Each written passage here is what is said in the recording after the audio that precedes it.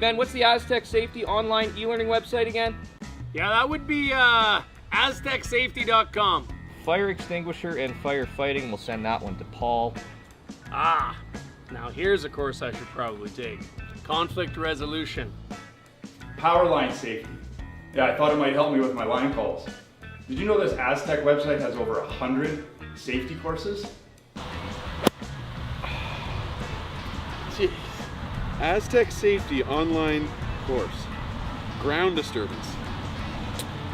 Could have used that a few seconds ago.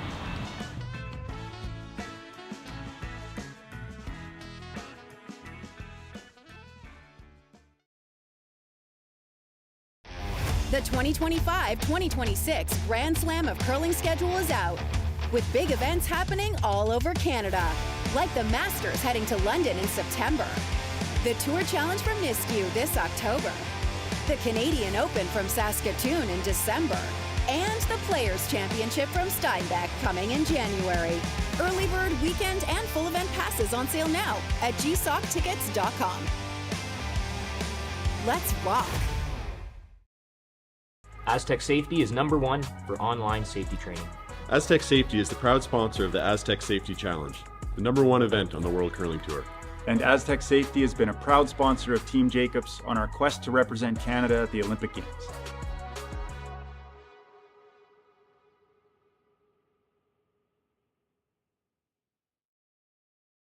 Welcome to the RockShop.net, the official store for the Grand Slam of Curling.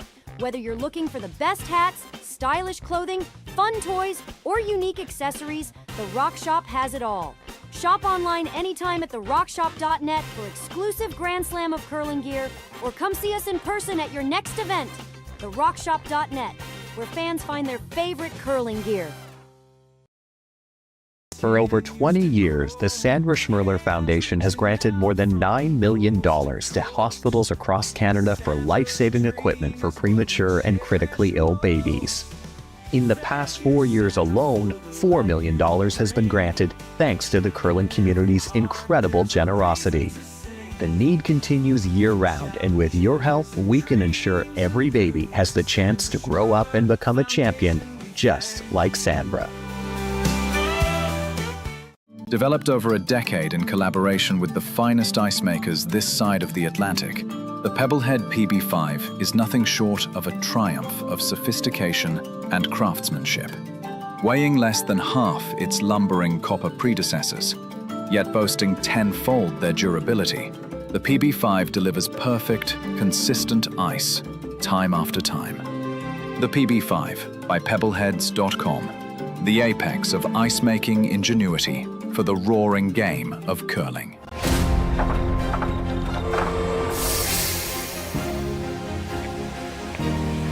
I have an idea.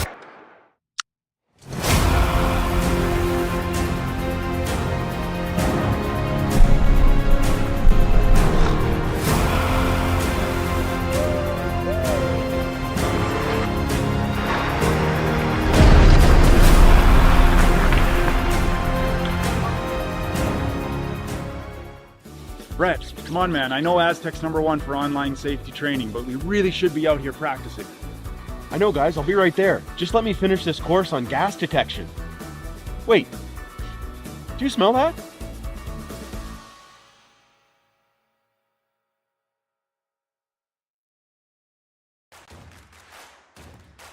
Imagine being able to stream every curling game from every sheet from any event, be it your Wednesday league game, bonspiel, or corporate event. Curling Stadium offers an all-inclusive streaming solution featuring high-quality cameras, ease of use, great reliability, and minimal installation. Offering your sponsors customizable ad space on your streamed curling games and being able to sell video packages to your corporate events for increased revenue. With Curling Stadium, you can stream to any device, be it your mobile phone, tablet, or computer.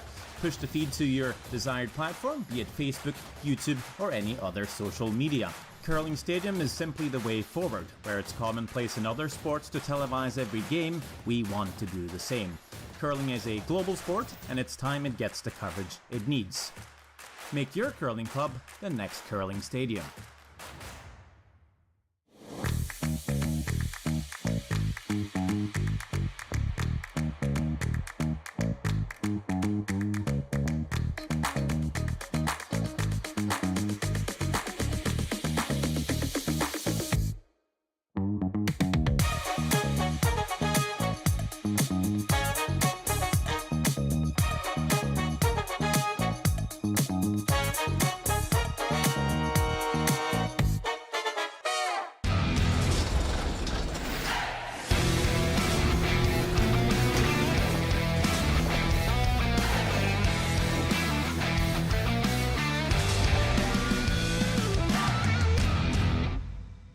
Hey Mark, you ready for this game tonight? Yeah, I'm excited, man. Cupsy, what are you doing over there? Don't worry, boys. Was just on AztecSafety.com, took a fire extinguisher safety course. Paul, I'm putting out the fires from now on. Woo!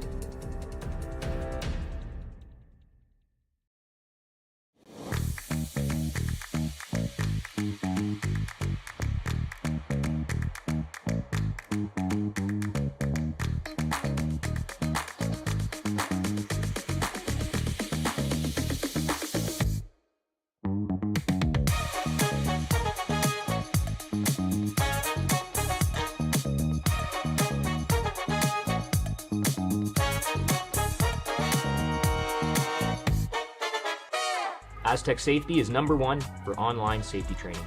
Aztec Safety is the proud sponsor of the Aztec Safety Challenge, the #1 event on the World Curling Tour. And Aztec Safety has been a proud sponsor of Team Jacobs on our quest to represent Canada at the Olympic Games.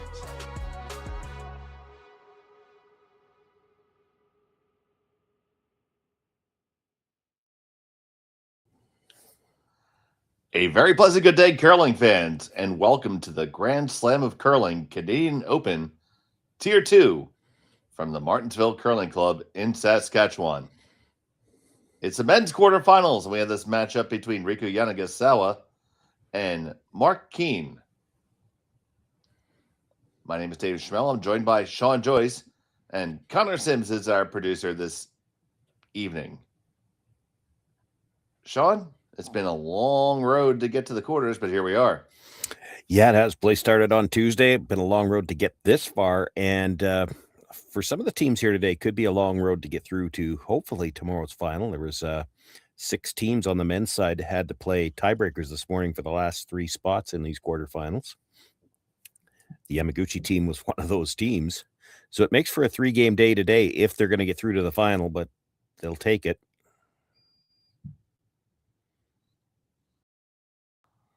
So yes, as you just mentioned correctly, it is Tsuyoshi Yamaguchi who's the skip of this team. Riku Yamaguchi often throws 4th rocks. He is not playing right now. They're going to play 3-handed. They played 3-handed a couple times this week and 1 time in this configuration, so not completely out of the norm.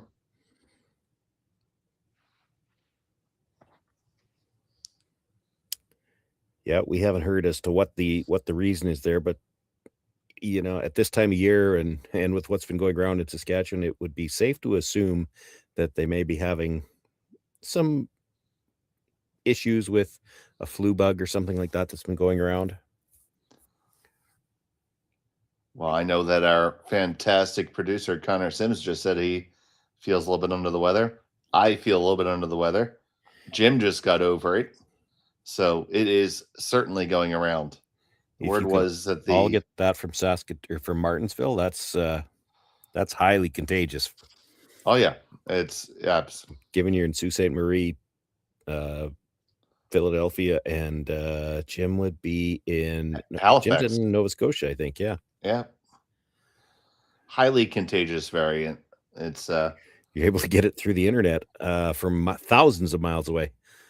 Absolutely amazing.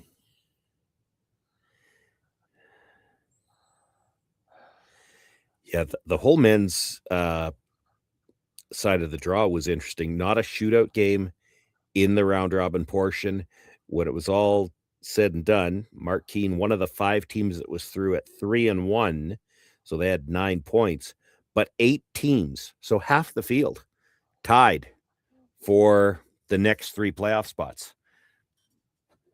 It's as much as that's exciting and interesting for the fans and the announcers, because the drama starts right away. It is one of the, I think you'd have to say one of the downsides to the small pool round robins is that you just don't have enough time to separate the teams, especially when you get to a field like this. The truth of the matter is the gap from team 1 to team 16, it's not that big. Anybody can beat anybody else on any given day in this field. These are all good teams. Oh, I certainly agree, Sean.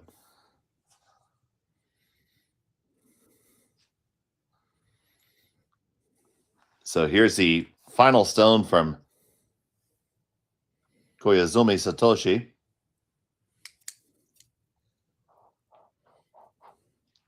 This team from the Karuizawa Curling Club.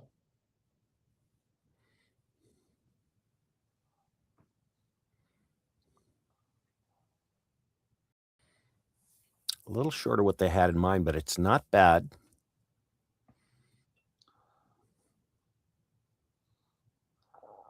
And I can't say that I see this Mark Kean team very often. What do you know about them? Honestly, very little. I've seen Mark play a couple of times, but it's not recently. I think over the last few years has played mostly in Ontario events, but obviously the team having some success now, and they've qualified. This is not the same team he had at the Brier a few years ago. So he's got the opportunity to come to events like this, and you get the opportunity for an event like this, you kind of have to jump on it. So Dunlop was not able to hold that one around the guard. It does wreck. Still 1-2 for Yamaguchi.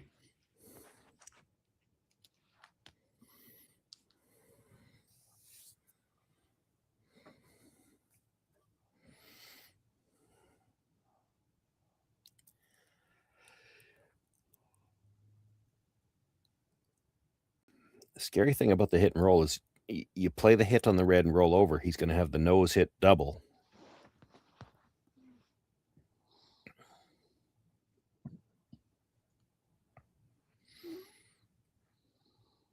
Just in case there's anybody that hasn't been with us all week long, we should also make you aware there's a couple of differences here in the slams from what you see in the other bonspiels. There, you are only allowed to blank one end per team per game.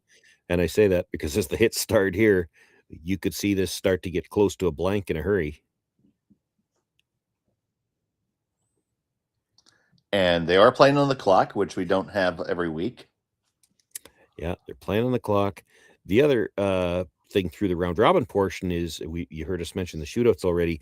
If you were tied after 8 ends of play, there was no extra end. It was just a draw to the button to determine who had for the extra point. They were playing a 3-point game system, so it was 3 points if you won in 8 ends, and 2 points for the win if you won in the shootout, and the losing team would get a point.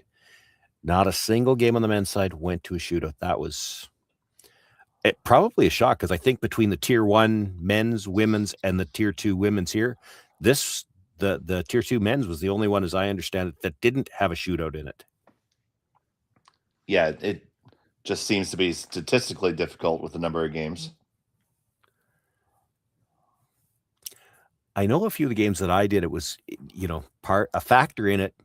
And this is interesting because it changes the way teams are playing the game. It affects the strategy, which makes it interesting.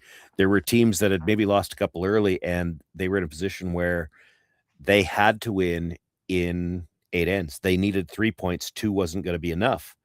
So it changed the way the game was played a little bit, which there's an argument to be made that that's a good thing.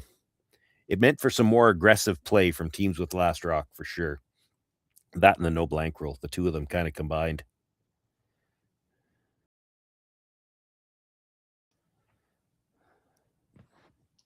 So Team Kean, as we mentioned, did have some success earlier this year. They won the Stu Cells Toronto, which we did carry here on Curling Stadium. And but we didn't call the finals. Stu Sankey himself called them. And this team beat Waddell from Scotland in the finals.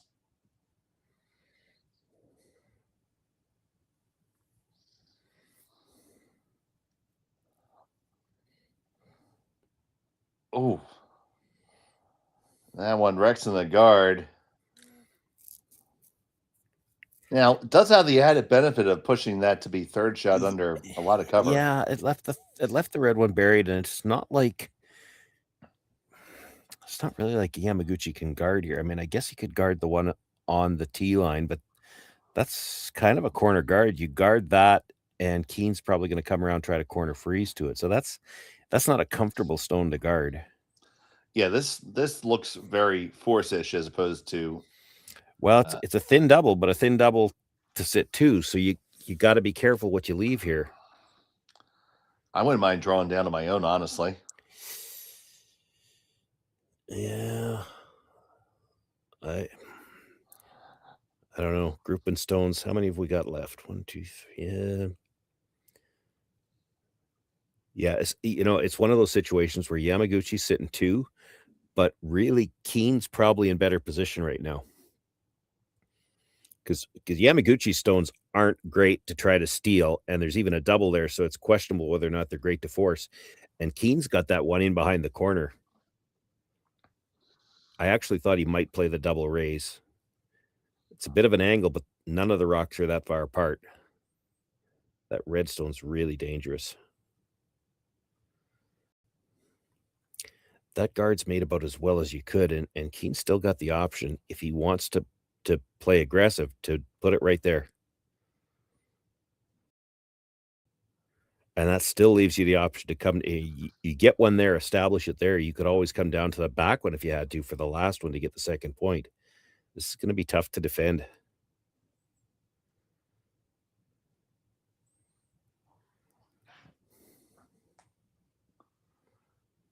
So this is Brady Lumley, the third for Mark Kean.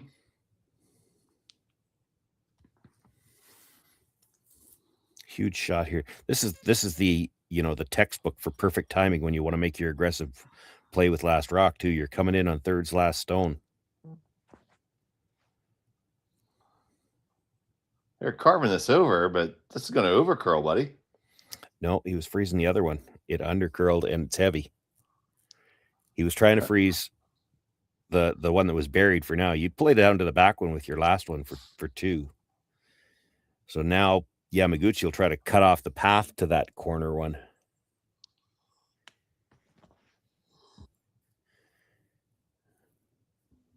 You're still not really in any danger if you're Kean, because again, you've always got that back one you could come down to. It's just if Yamaguchi makes a good one here and cuts off the draw path to that corner, it gets real hard to try to set up 2. So here's Yamaguchi Tsuyoshi.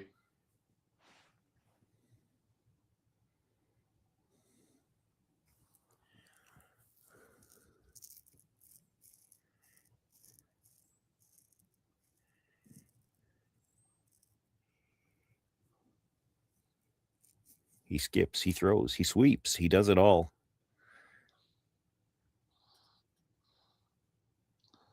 Yeah, I saw this a lot earlier in the week.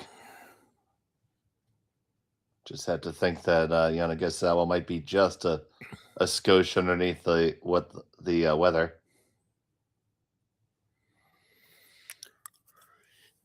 Cut off the freeze path. So your choice is now, are you freeze the back one or you hit and roll off it, but you don't have a ton of room to roll before you're not shot rock.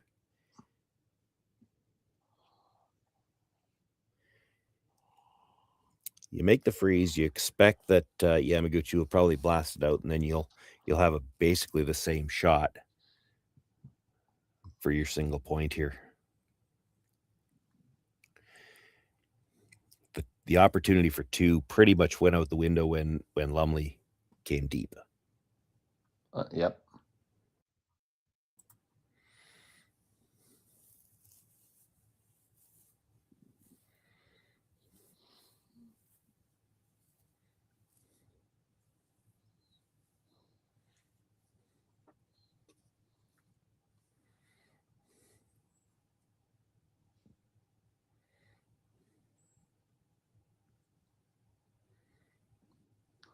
So on the way from Kean.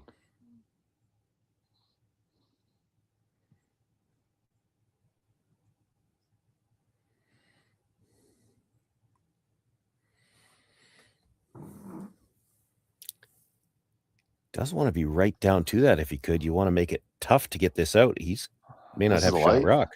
Yeah.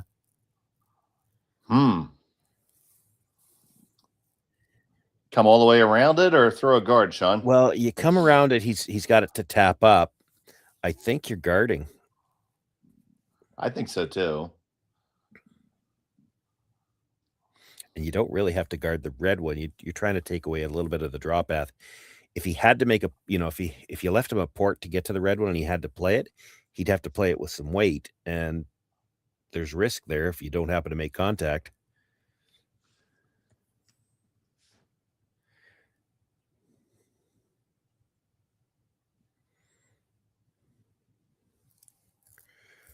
Yeah, I'm not a fan of coming in quite that tight. If you come in quite that tight, he's going to play the yellow onto the red, and the red's going into something yellow and into the forefoot. Like it's the closer together they are, the harder it is to miss the double tap.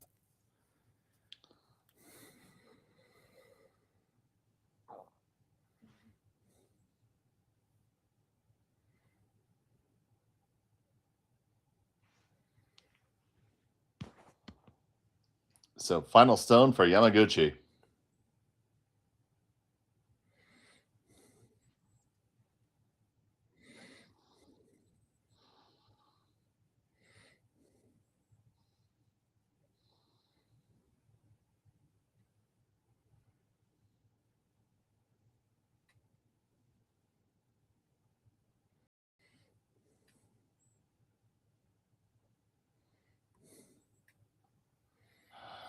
Probably would like that a stone wider. Well, I mean, it forces him to play the draw, but it doesn't take away enough of the path. He's going to have to go wider, but the only reason he's got to go wider is because of the red one and the 8-foot. The yellow one's not really pushing him out any at all. But still going to be a test here in the early going, facing 3 yellow counters. Well, yeah, for sure. And light on the first one, and now he's got to throw in a different path. So, Mark Kean. His final stone of the first end.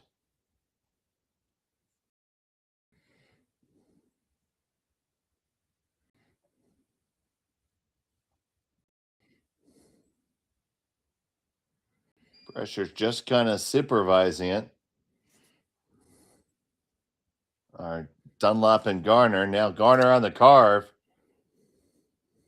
Line looks fine. Is the weight okay? Yes, it is. Does it get all the way up? Sure, no problem. Put one right on the board. Yamaguchi has a hammer when we come back to Martensville after this. You're watching the Grand Slam on Curling Stadium.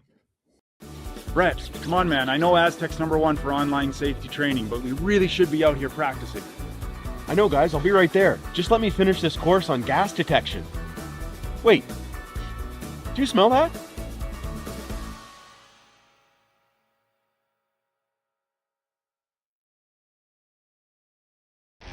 The 2025-2026 Grand Slam of Curling schedule is out, with big events happening all over Canada, like the Masters heading to London in September, the Tour Challenge from Nisku this October, the Canadian Open from Saskatchewan in December, and the Players' Championship from Steinbeck coming in January. Early bird weekend and full event passes on sale now at gsocktickets.com. Let's rock!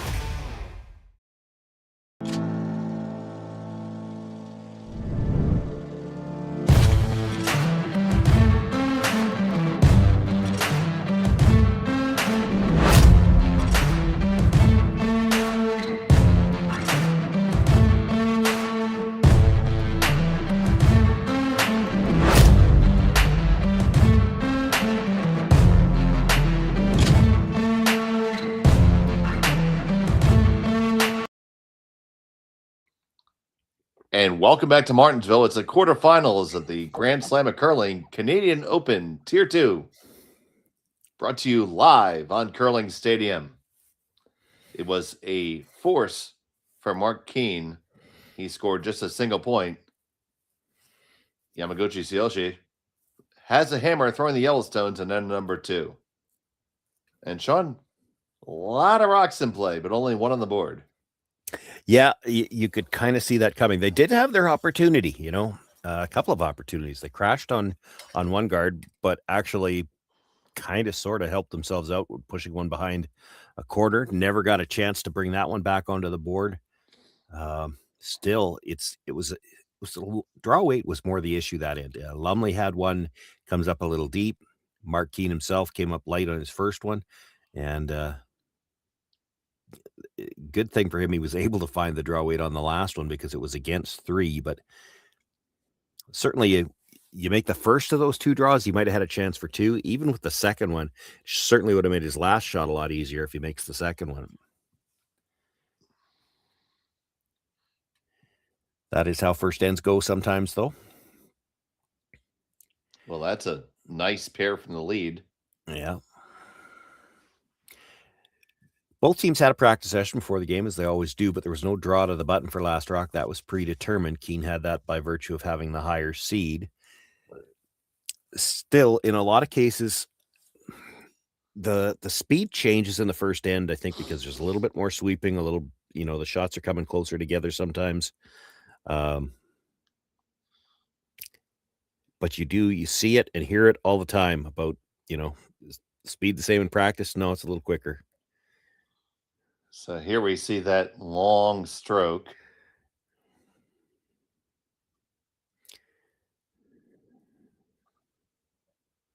So you talked about practice, Sean, and one thing that's interesting about a lot of these Saskatchewan bonspiels is it's a simultaneous practice. Yeah, and if I apologize if I'm giving the credit to the wrong spiel, but a buddy of mine who runs the club in Swift Current, and I think it started out there, Chris Eichert, and I like it because Oh yeah, I'm here for it. Don't get me wrong. it does get the practice through a little quicker.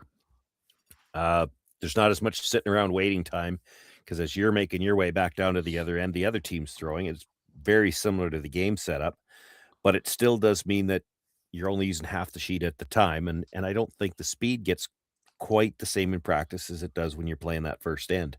Now, So are there's you always told? Are you told what side to throw?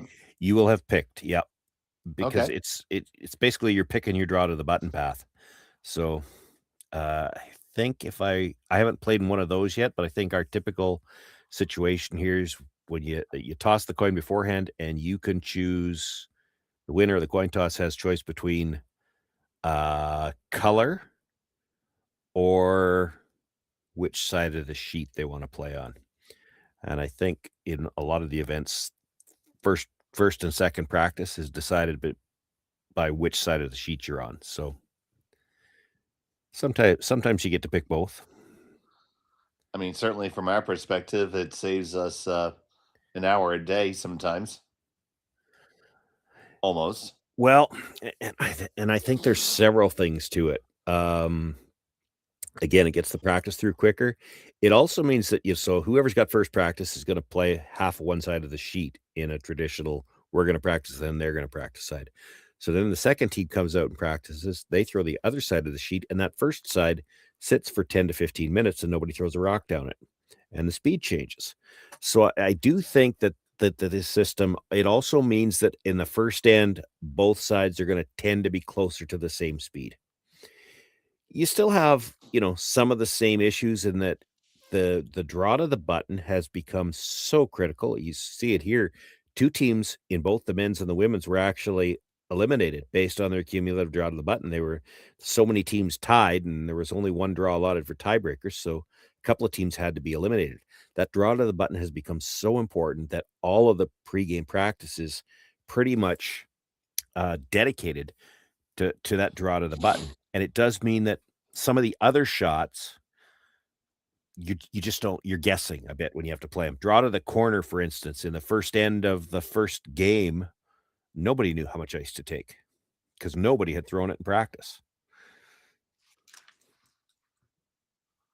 Yet if you get the hammer, you're going to want to play that shot. So here's Yamamoto Takero. Once again, Team Yamaguchi playing three-handed today. Karuizawa sitting this one out.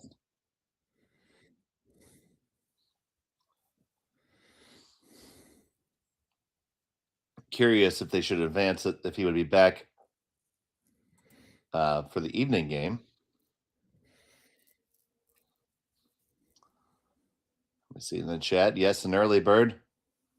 It is Sunday morning in Japan, so Ohio. Arigato gozaimasu. Thank you so much for watching Curling Stadium.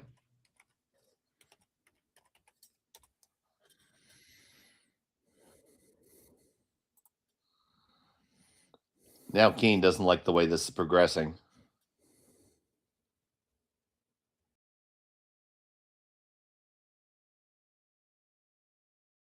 Might be too late to get this back to a force, but we'll see.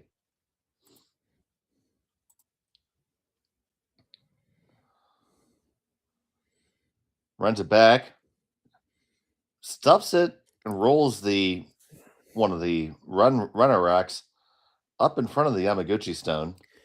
Yeah, the Reds are angled onto it now. That's a pretty good shot. Take us through it here. Didn't go crazy with the weight, eh? No, you're seeing that more and more with these teams. As much as everybody's capable of throwing the big weight, since they've learned what they can do with the brushing, they'll try to throw it as quiet as they can because the brushes can do more with a quieter stone. We were watching the replay, so I didn't see the call here. I think with that ice, it looks like he's trying to freeze to the red at the top of the 8-foot.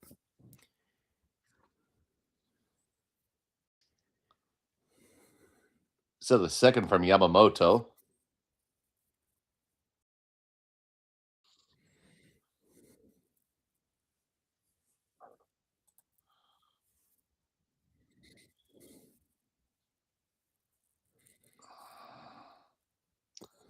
Oh, they almost got what they wanted.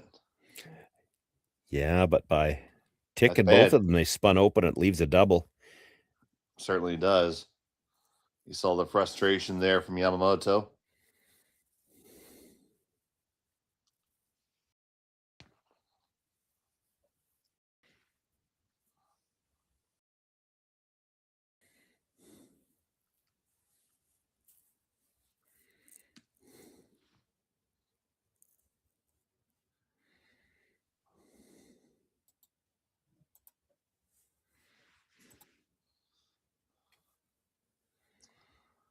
So all of a sudden, this did not look very forcible. Now it's looks like a one-way ticket there, Sean. Yeah, a little bit of discussion here about rolling to the outside. I think you want to be careful about that. You'd like to stay as close to that center line, I think, as you can. You start popping to the Dunlap on this outside. the whole way just holds it enough. They make the double. Yeah, but he left the double back by rolling out. He couldn't have done it much better than that, I don't think. You might have, if you knew that was the best you could do, you might have been better to just roll out completely. Because you leave With the those- double and he's buried again. Well, that's true, but with the staggers the way they are, you ever give any thought to the outturn draw? Against 3, probably not. The other thing is there is that yellow on the outside 12-foot too. You make a double now, and Kean has to be real careful because that one could come back onto the board too. That's correct. So Koyazome holds it. They make it. Get a nice roll too. Yeah, fantastic roll. Because he nudged that red enough that it's wide open now. It's an awfully thin slash for Kean, so if you slash it, you're not staying there. He's got to try to hold him to 2 now.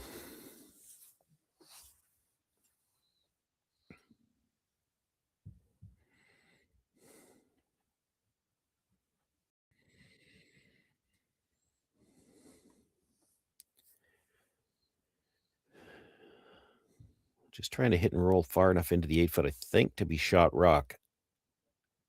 You try to roll all the way in behind, there's a chance you roll too deep. And then Yamaguchi can come around and you have to play that little thin slash.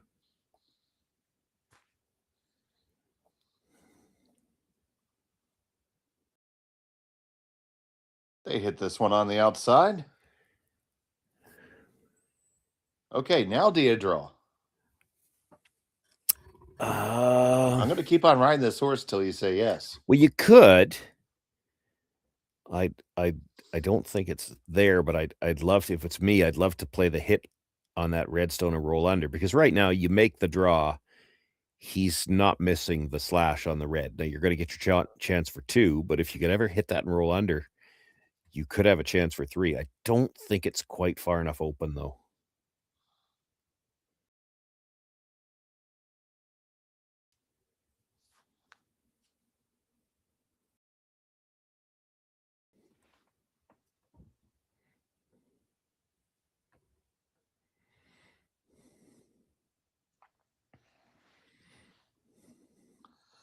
So Yamaguchi Tsuyoshi.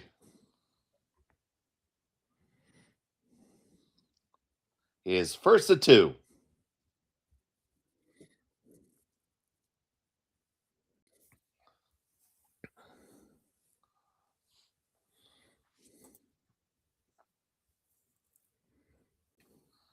So in their three-handed configuration, it's Koizumi who handles the house. Oh, unfortunate to take there, but they probably needed that for the weight. Yeah, and well, it's interesting too because it'll tempt Kean to go after it. Well, and if you don't make it, it's 3. If you do make it, it still could be 2. I'd be tempted to go after it. Maybe that's why I lose a lot of games. Well, the shot to pick the red into the yellow just got easier, but again, there's no way to not give up 2. Well, barring an outright miss, but you don't bank on that.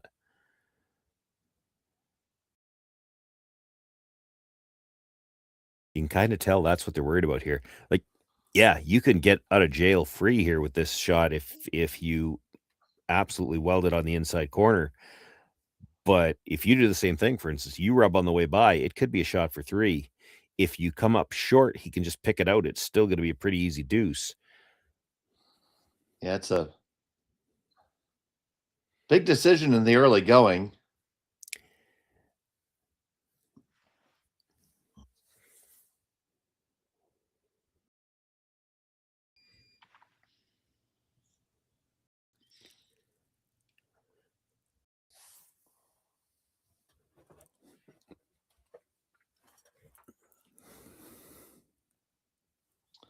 So Mark Kean with his final of the first.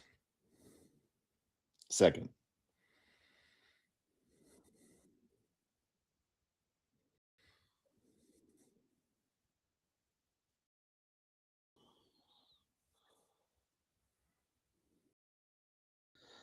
Oh no, this has got a long, long way to go.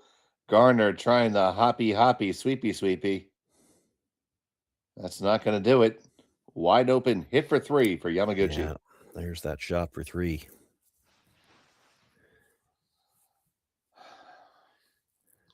Might not have been the time to try to pull the trigger for the steal. Well, I don't think there was a shot for the steal. I think you blast the front one, and the worst you're going to give up is 2. I wouldn't have thought that would have undercurled. Like he wasn't, Yamaguchi rubbed, for instance. So he wasn't that heavy that you'd think that would undercurl that dramatically. We didn't see that. Now we're not in a position to see the difference in the 2 deliveries. Yeah, maybe he said it just a touch. Yeah. Skosh. So Yamaguchi final stone in the second. He sits 1, looking for a score of 3.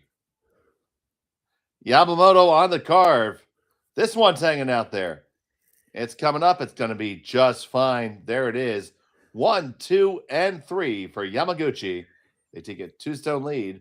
Mark Kean will have the hammer when we return to Martensville after this on Curling Stadium. Welcome to the RockShop.net, the official store for the Grand Slam of Curling. Whether you're looking for the best hats, stylish clothing, fun toys, or unique accessories, the Rock Shop has it all. Shop online anytime at therockshop.net for exclusive Grand Slam of Curling gear, or come see us in person at your next event. TheRockShop.net, where fans find their favorite curling gear.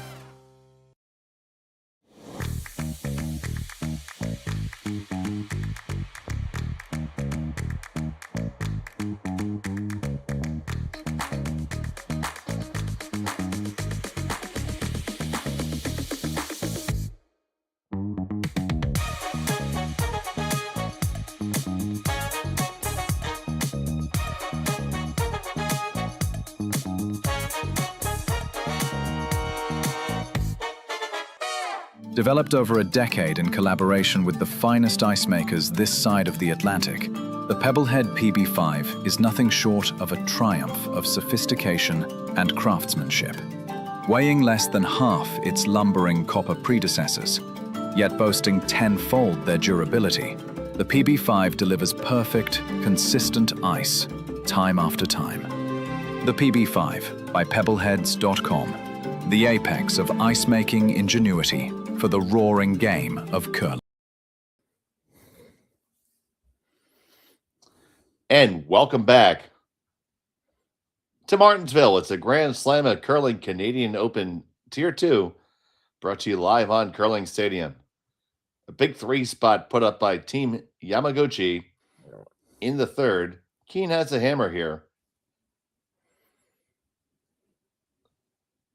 And lays up the first corner guard.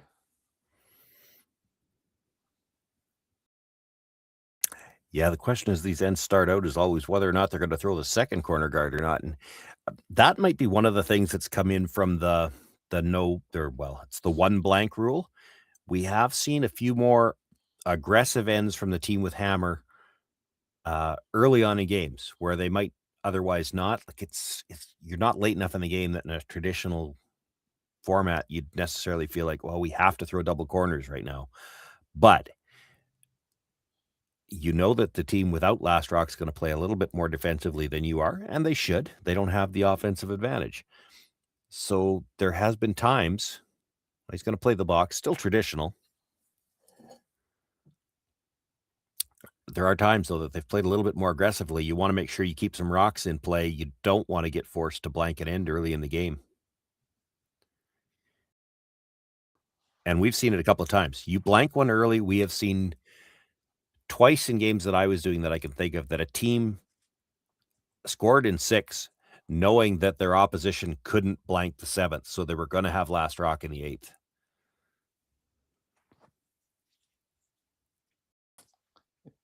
Definitely saw a team intentionally give up one at one point.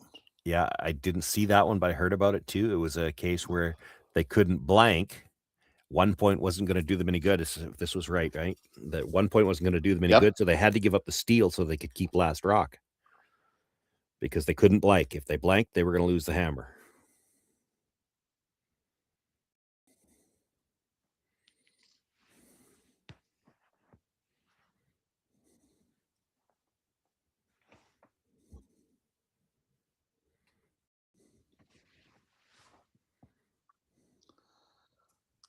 Gets past the guard, no problem. Tap it. Does it go all the way out? Yes, it does.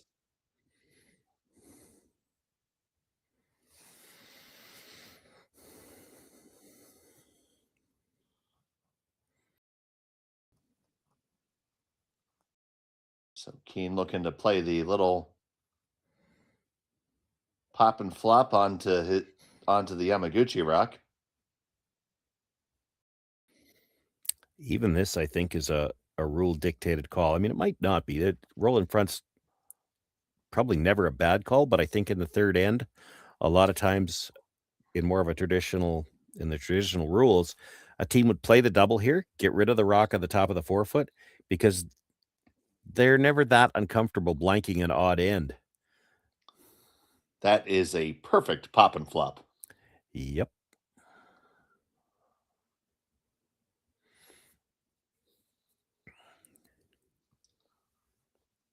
So now Yamaguchi is going to call the draw down on top. Keep stacking and racking.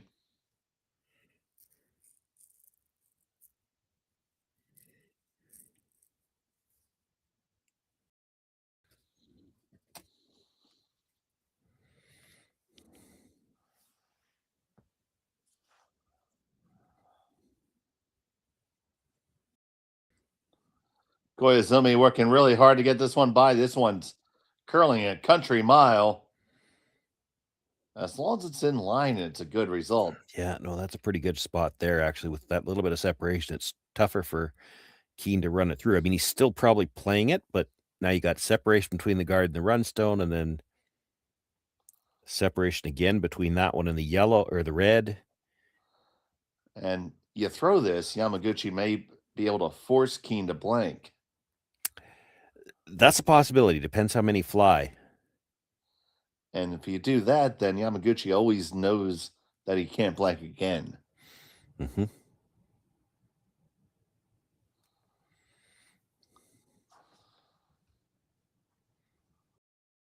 So here's Matthew Gardner with the southpaw delivery.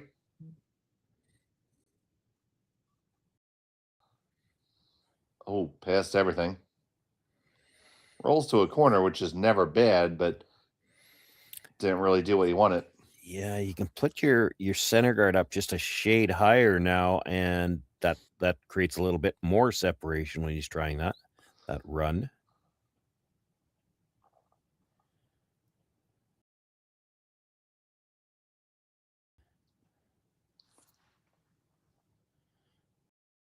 So Yamamoto Takeru with his second. Of course, he gets to throw 3 with the team playing 3-handed. Koizumi on the power clean, now trying to move it.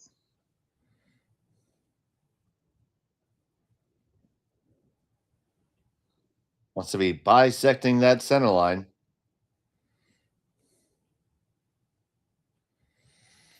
Got pretty close. Yeah, I think you could make a play direct. Especially because there's just ever so slight stagger in that direction. So you get... Well, if you could get to 3/4 of this one, you could make it for sure. He's playing the roll to the corner, so probably looking for about half, which might drive it by the one in the top of the 4. But, even that would improve the situation. That one guard by itself, pretty long.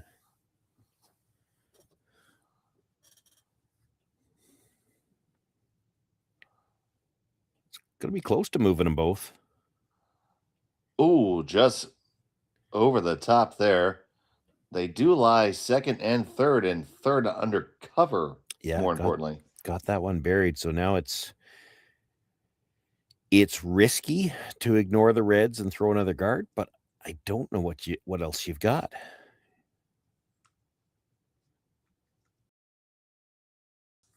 Yeah, I think you have to go there, Sean. I agree.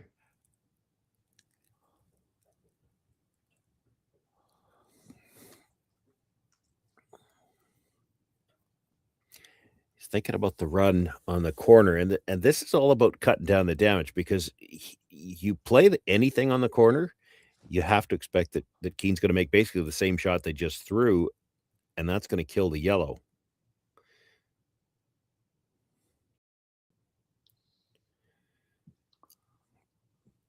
Playing the chase with quiet weight. The benefit to this, if you happen to crash the guards, you might end up with your shooter in a good position to take something away in the middle.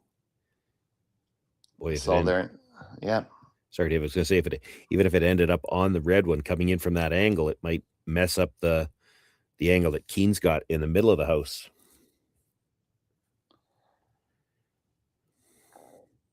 This one is already taking off. Could be a real question whether it gets past the guard. Oh, what a hold. Hits it and rolls back towards the center. That was a big, big scrub by Koizumi. Almost looks like he set it just a touch.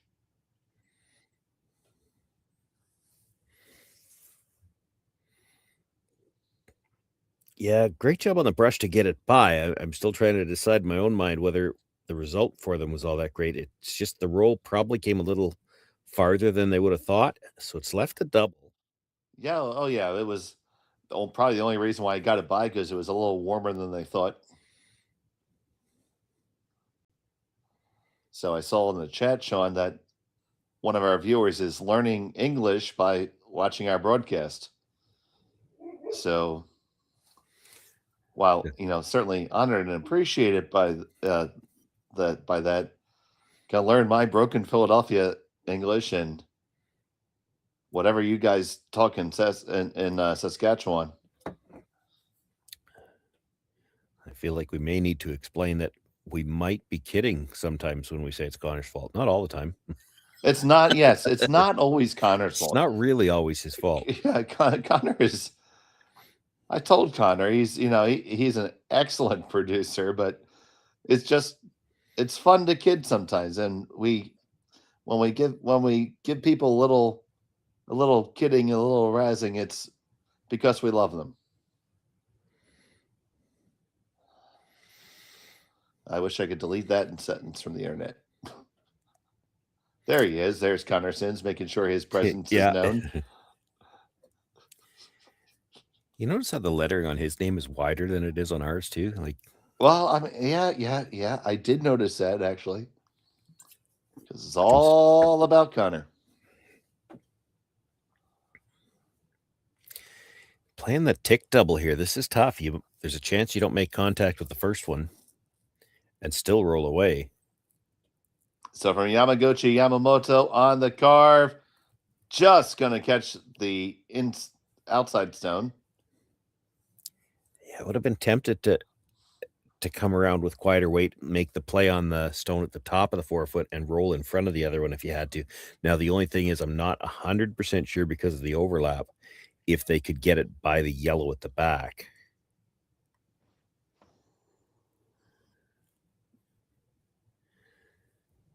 But we're now into, 2 is looking pretty good, and there's a chance for 3 here. You get this, where Mark was just looking to put it. It's hard to remove either one of the reds. Again, because there's a yellow at the back that's going to act as a catcher. If you're hitting from the side, you can see anything.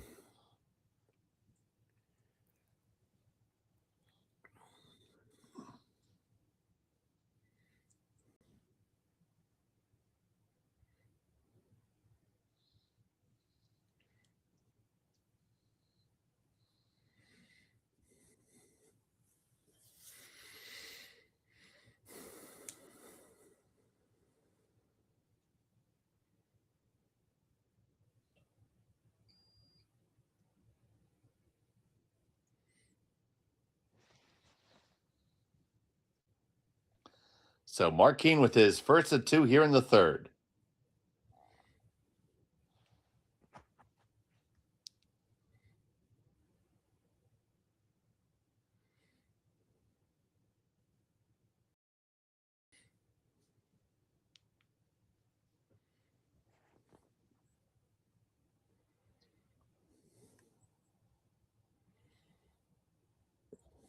That is pretty good.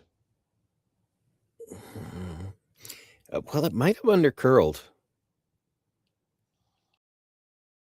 Like, you can definitely see enough to pick it. There's no danger of it jamming on the yellow right now either, because if you're by the red in the 4 foot, the line is going past that yellow at the back. The question is, can he see enough with weight for a double to hit the first one just thick enough to catch the second one? And I'm not sure if he can. He can only see maybe an eighth. If you throw like a control to normal weight, you get a little bit of finish. Mm-hmm. But I feel like you got to hit. Well, a quarter would do it. Like, if you could get the edge of your stone to touch center, I think you get them both. But the center is a little bit under that guard. He's talking about throwing quieter weight, try to get to the nose of it, tap the back one through, and then stay right there. That's not going to make for a very difficult deuce. I think you're more concerned about giving up 3 now.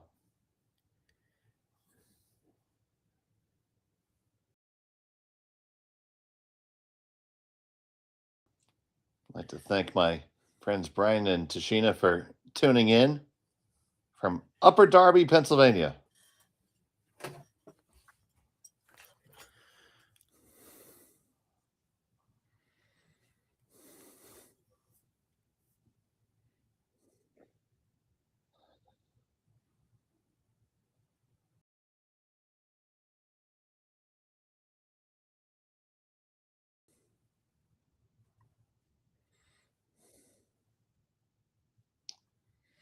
Yamamoto trying to carve this over. It's past the guard. It's going to make contact. Does it have enough weight? Does it have enough weight? No, it does not. And it's going to be either a hit or draw for 3.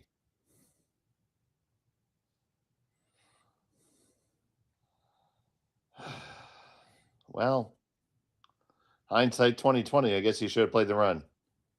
Mm-hmm. Well, I wouldn't have. Yeah, I was wondering whether or not you could get at it directly with a little bit more weight. And even if you just pick one of them out, you're okay.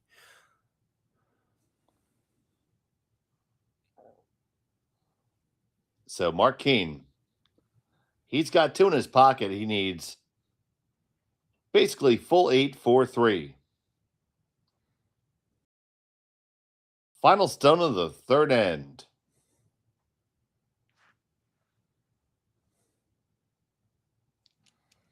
Dunlop picks this one up pretty quickly now. Garner with him too.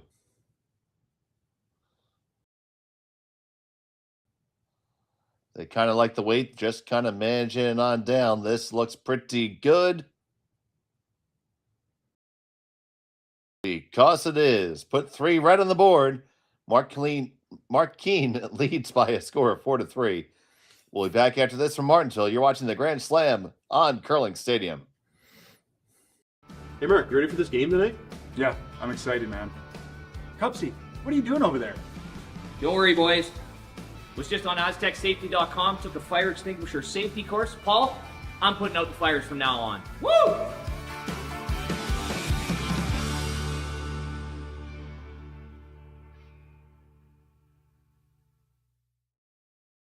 Welcome to the RockShop.net, the official store for the Grand Slam of Curling. Whether you're looking for the best hats, stylish clothing, fun toys, or unique accessories, the Rock Shop has it all. Shop online anytime at the RockShop.net for exclusive Grand Slam of Curling gear, or come see us in person at your next event. The RockShop.net, where fans find their favorite curling gear. Who knew after 20 years in real estate I'd have to make silly videos for Instagram and come out behind a tree? Stu, we need to do this stuff. Why can't I just door knock into open houses like I did in the old days? That doesn't work anymore. Okay, so it's because I'm sitting here behind a tree. Come use us for real estate.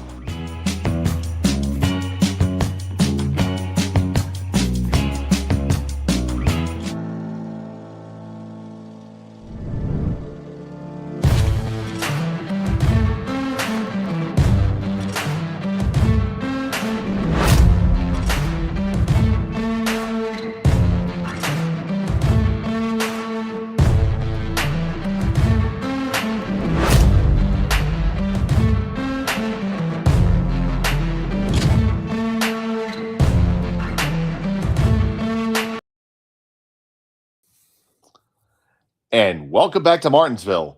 It was a big 3 spot from Mark Kean there in the third. It's kind of chilly outside. It's minus 27 degrees here in Martensville, but it's quite warm in the rink. Thank you so much for joining us here on Curling Stadium. Yamaguchi has the hammer, trailing by 1 stone in the fourth end, Sean. Yeah, trading threes will do that to you, but he's still in good position. He's got last rock in the even ends, regardless of the rules. Everybody these days wants to play for having that hammer in the even ends. It goes back to that force he got in the first. He's still in a good position because of that. Mentally, you might have to bounce back a little bit from giving up the 3. Certainly the momentum for the Kean side right now. You gave up 3, but you got it right back. So you're feeling good. There are big swings. Some during the apologize. We were talking some in the break about the shot choice for that last shot. Yeah, well, I mean, I still thought you had a chance to pick one, and if it curled enough, you could get 2. The shot he was trying, even if he makes it, Kean still got a relatively simple shot for 2. And I think the shot that Yamaguchi was trying was probably harder to make than picking one of them. And there's a chance, if it curls enough, there's a chance you pick 2 of them, but it's just debatable whether or not that was there.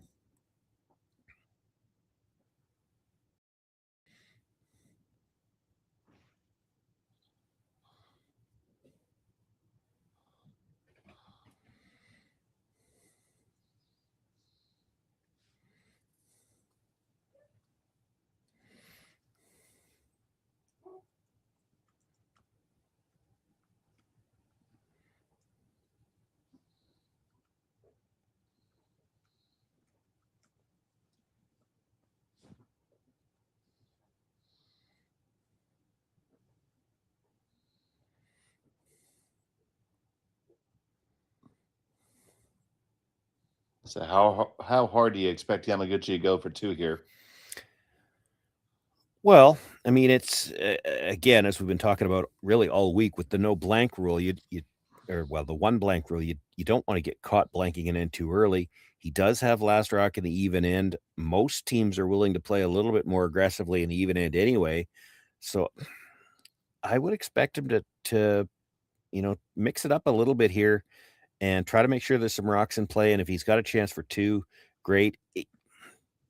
There are a lot of teams that tell you it's never bad to score in the even end. So if you're trying to play aggressive and you get stuck with one, well, you've still got the hammer in the even end at least.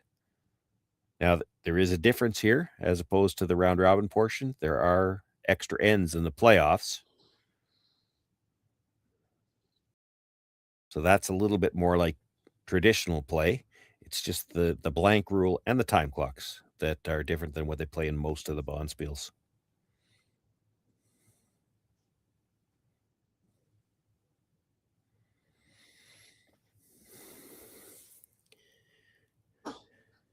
So all kinds of pocket there. Yeah, Kean's looking about the hit and roll. If you really wanted to force this end, I'd be thinking about a draw here. You get a draw to anywhere on the top half of the button, it's not leaving.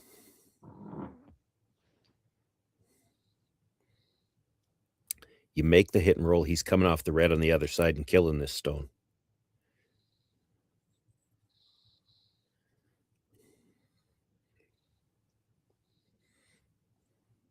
Haven't touched this one.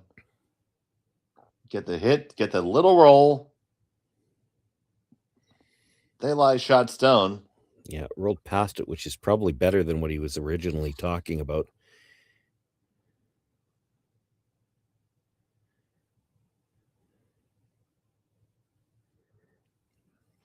Yamaguchi will need to break up that little corner freeze, but he could do that with get to the nose, tap it back about a foot.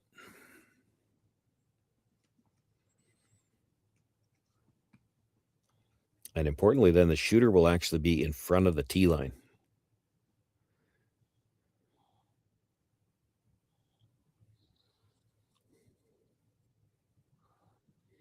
Koizumi picks this one up. Like it a little bit more now. Should be close.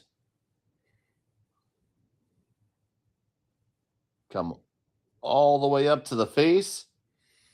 I think that's pretty good. Yeah, that's really good. Needed to tap it enough and on an angle so that the red was able to go by, and it is now. Red is still shot rock, but yellow's in a much better position.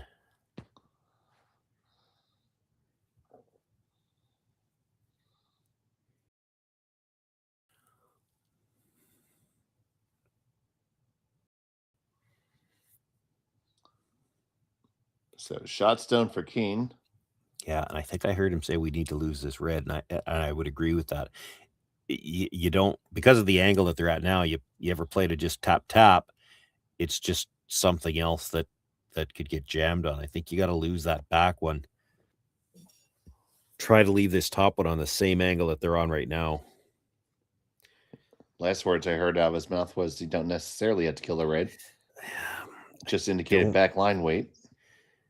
I don't necessarily agree because well, it depends on how you angle this, but you got to get to the nose, I think. Nose are inside, which means you're going to have the red yellow angle on the top two still angled to go into reds, unless you kill this one. If it goes all the way through, there's a chance that the red yellow angle, well, this may not get to the nose, and then it doesn't matter. This is way the heck outside. Dunlop trying to bring it over. He's not going to be able to. So it's shot stone all by itself, but good position for Yamaguchi and Team SC. Yeah, there's danger for Kean now that this could end up being a really big end. Yeah, all his reds are tightly grouped. And I can't see him making a play on the yellows in the back 8 foot. This is a chance to come around again to the top 4, kind of protect your own stone in the button.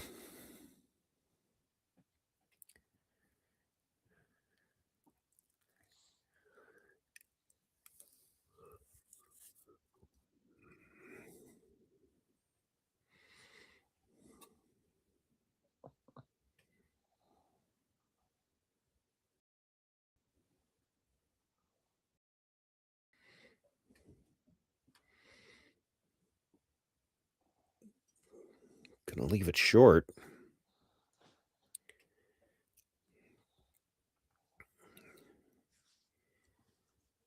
I'm seeing the intern freeze tap. Freeze is good. You're only tapping if you get close to the nose. The biggest benefit to this too is that you just mentioned his stones are grouped. So this one he gets to come from the other side. He's not going to group it with the other three. A little bit slow to the mute button there. Sorry.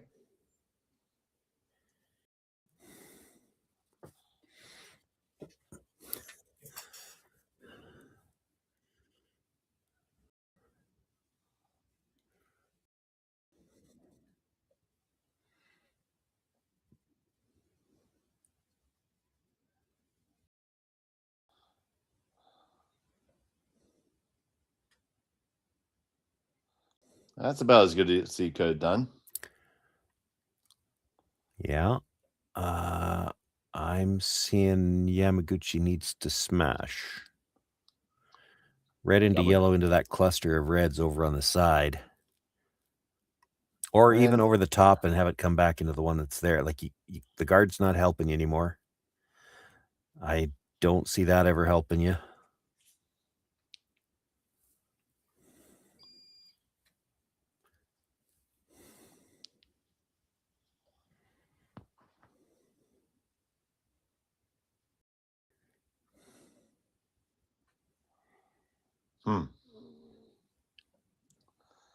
A lot of rocks, but a lot of rocks behind the tee line, Sean. Yeah, I think you need to make the guards go away though before like this is essentially you're playing a center guard with last rock. It's just a recipe for disaster. Because if Kean makes the next shot, this rock's probably in your way.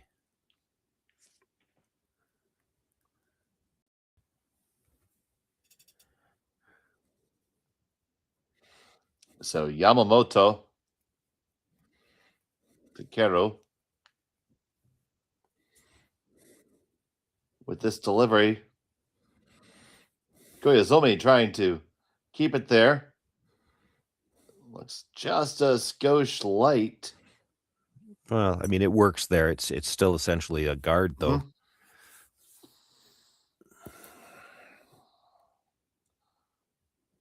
Is there? Well, I think I already know the answer to this, but is there much of a benefit for Kean to throw anything with weight? Probably not on this one. He does have a way to get the yellow out. Like you take the yellow that's at the top of the 12-foot, hit what you can see of it. It's yellow onto yellow. It's going to clip the red. It's going to clip the yellow. Like yellows fly, the red one stays there. But I don't think you have to play it yet because Yamaguchi can't take that away. So you try to bring one in on the other side. You've taken away all of his shots. And if you make this corner freeze and he doesn't take this away, you can actually play the corner freeze onto it, and then you don't open anything up for him either.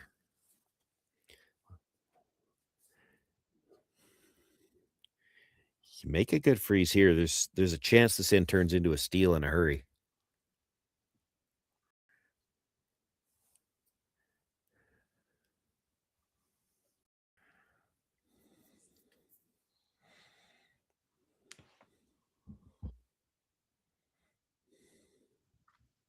First of two on the way from Kean.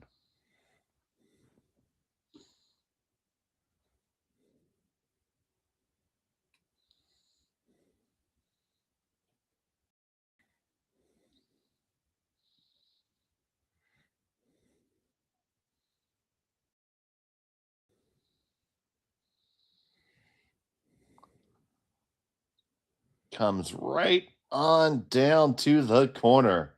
Little spin at the end for good measure. That's a good shot. Fantastically good. I mean, with one little whack on that, they're sitting a lot. Yeah, so Yamaguchi's going to guard again. And then if Kean makes something on his last one, he's going to be looking at least three buried in the 4-foot, and it might be three buried in the 4-foot and one more at the. Yeah, no, I think the back 8 they've got him beat. So he could be looking at 3 and a very tough draw to score. So absolutely critical guard here.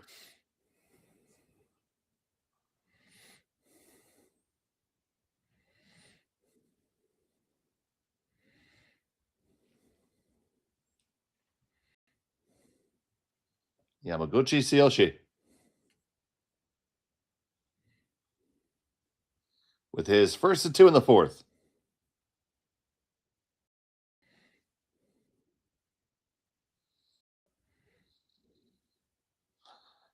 Giving his brusher a little tap saying, hey, buddy, I'm here.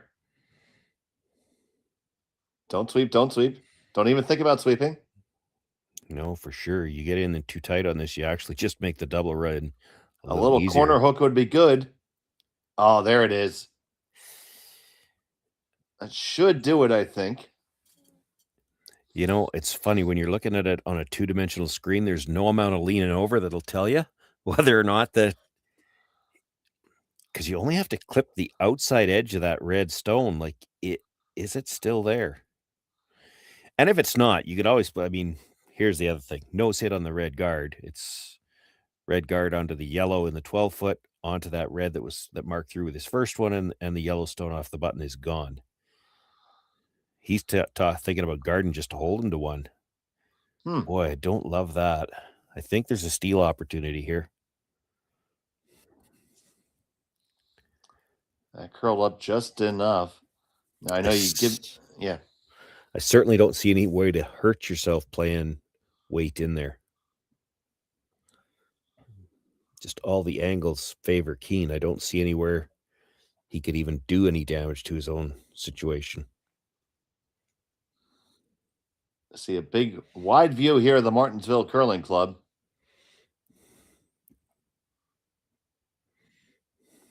And Mark Kean settles into the hack. His last of the fourth.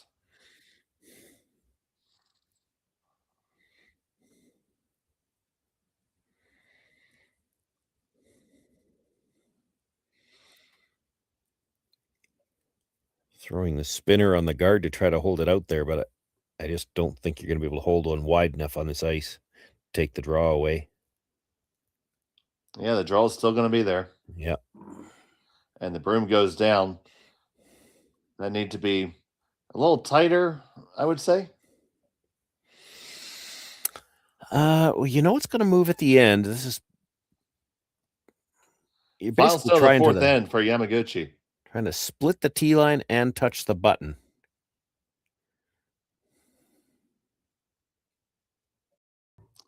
He sits one. He's looking for two.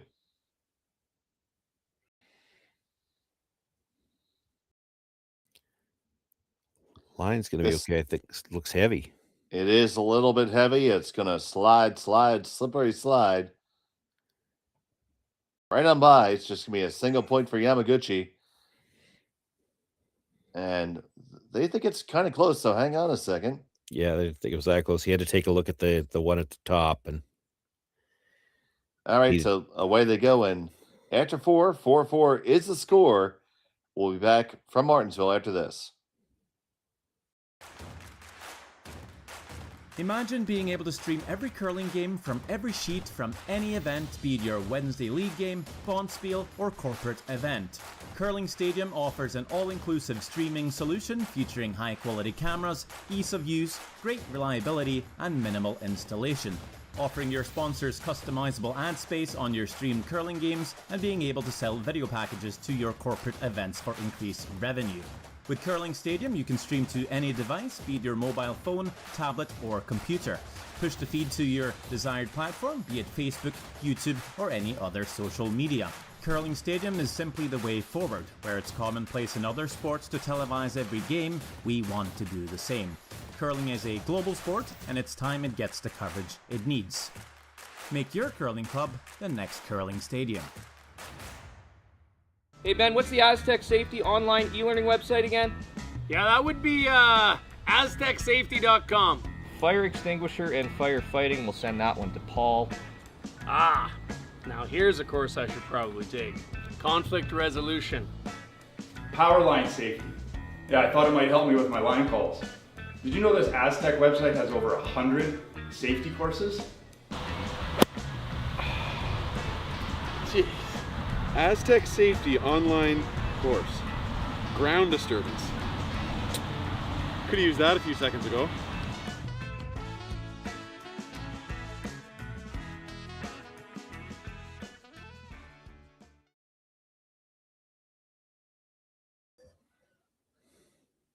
Welcome back. It's all tied up through four ends here in Martensville between Mark Kean and Yamaguchi. It will be Kean here with the hammer, throwing the Redstones in end number 5. Thank you so much for joining us on Curling Stadium. Happy to have you with us here for the Grand Slam of Curling Tier 2 Canadian Open. We have one more draw after this, the semifinals. Make sure you stay tuned. The finals on Sunday will be on the Rock Channel. But it's been our honor and privilege to be with you. So halfway through this game, and we're talking the break, you think Kean may have had a bit more of an opportunity than he went for? Well, I do. I think he had a chance to make a play on it. It was going to take a couple of angles, but again, we're not at ice level. It was hard to tell exactly how close those two yellows at the top were together, and even if they were touching, just exactly what the angle was coming by onto the reds. But it didn't look from the camera angles like there was any way he could hurt himself, and there was also the potential to sit 3. Yamaguchi would have had the same shot he just attempted. But it's a whole lot different throwing that shot against 3 possible stolen points than it is when you're trying to throw it for the second counter. All day. Sound guard is up, and there is the corner. Let's see if we get the box. Well, it looks like we're getting the double corners, or the double centers, pardon me, which makes it harder to go for the box because it'll be harder to get behind the corner if this high guard is made.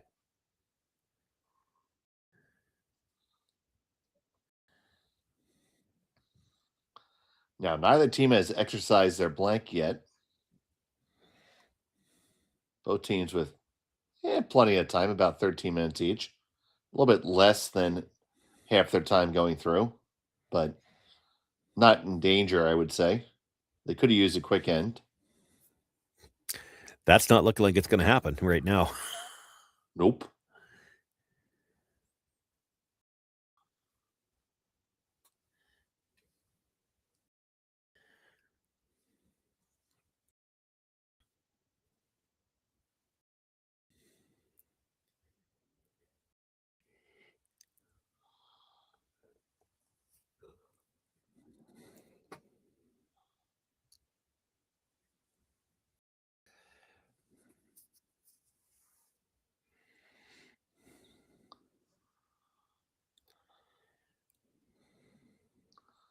Garner and Lumley looking to try to get this under. Now Garner hard on the carve.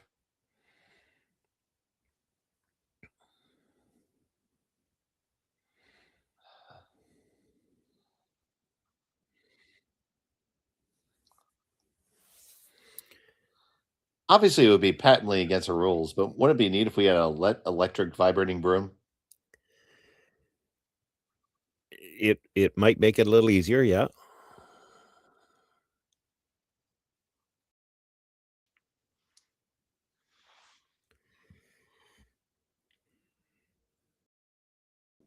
No hesitation here. They're playing the corner freeze. I thought they might actually look at going right around everything.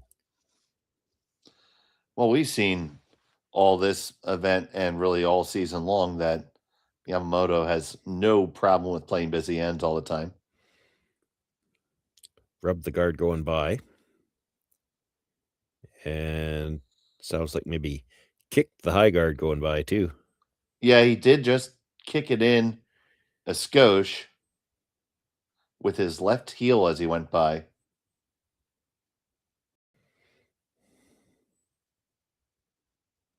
Moved it in maybe 3/8 of an inch. Not really the biggest deal. If anything, it probably favored Kean.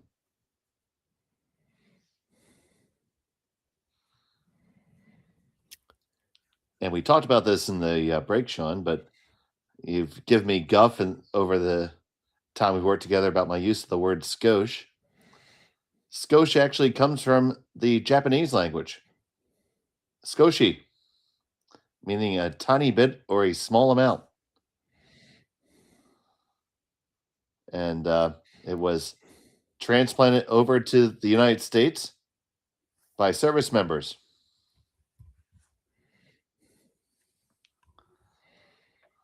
So there's your skosh of knowledge for the day.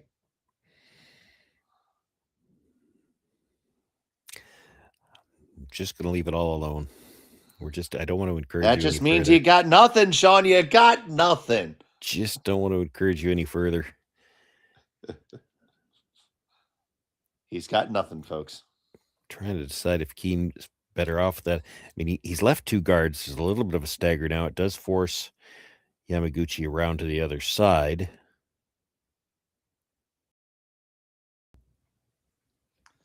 Kean obviously would have no problem taking a blank here.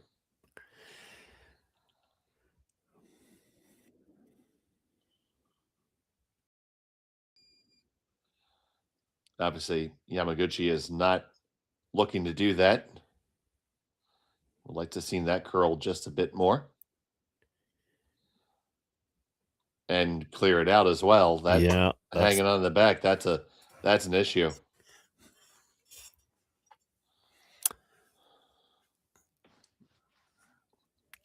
Kean's going to play the roll to the corner, and then Yamaguchi might have a decision to make. You could bury around the yellow one and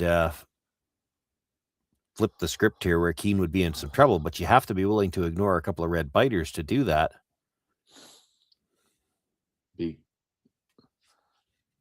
So there's the hit. There's the hard roll. Picture perfect. Yeah, the bonus spin back. I don't think there's anything showing from the hacks now. You could play the run on the corner guard. You could come straight around. That's an aggressive call, but for now, it's probably the best result. You're in some trouble right now. You really need to force the Kean team to into something a little bit more difficult. Maybe get a rock into a position where they can't get rid of it on the next one. You bury around that yellow one high enough in the house, they can't even play the run because the long guard takes away a piece of that guard. So pretty bold choice here by Yamaguchi.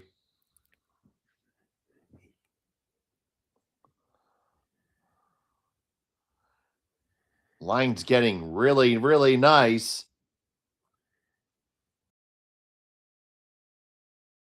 That's a very good stone. Yeah, it's pretty good. Like, you can get to it, but I'm not sure you can get to it with enough weight to kill it. Can you get to it with enough weight to at least push it out into the open? I would say you could do that for sure. That's the question that he's asking.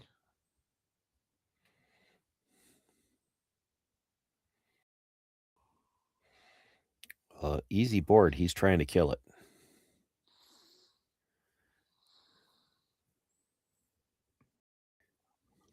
That's a scary broom placement.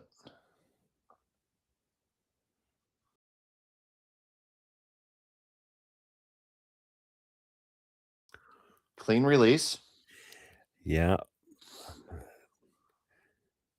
But it was a very pronounced whoa from Lumley right out of his hand. It's moving. They're going to get a piece. Do they have enough? Yes, they do. Does it hang on? It does spill out, but that was a great chase. Well, they got by the yellow one coming in the last time by a lot. You'd like to come by a little bit tighter and be a little higher, and then this might not be there.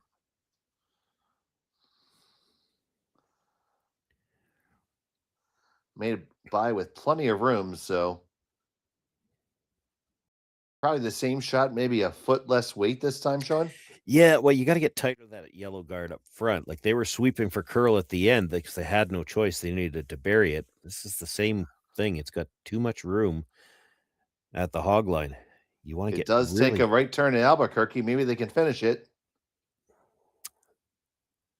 Yeah, but all the time while you're trying to make it curl, you're also taking it deeper. So it ends up there's more room to finish. And you saw in that last one, he moved a quarter of a stone from the time he hit the top of the house to where he made contact. There's room. It's not going to look as good this time from the hacks. Like it's buried a little bit farther.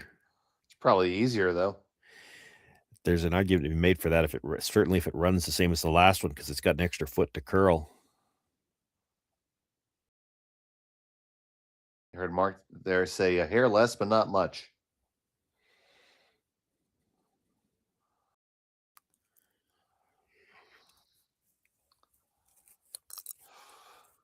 That's an instruction I'd be very reticent to give as a skip.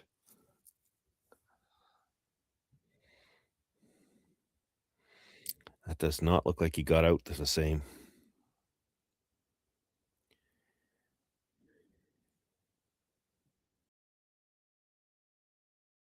Pass the first one. Pass the second one. Make contact. Will they kill it?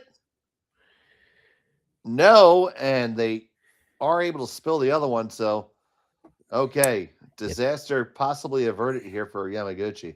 Just a difference in the release on the two. The first one kind of got all the way out to the broom and then let it go a little. I thought the release was a little soft, which gave him a little more curl. That one, I'm not sure he got out to the same line, but then probably a more positive handle, and it just didn't finish quite as hard.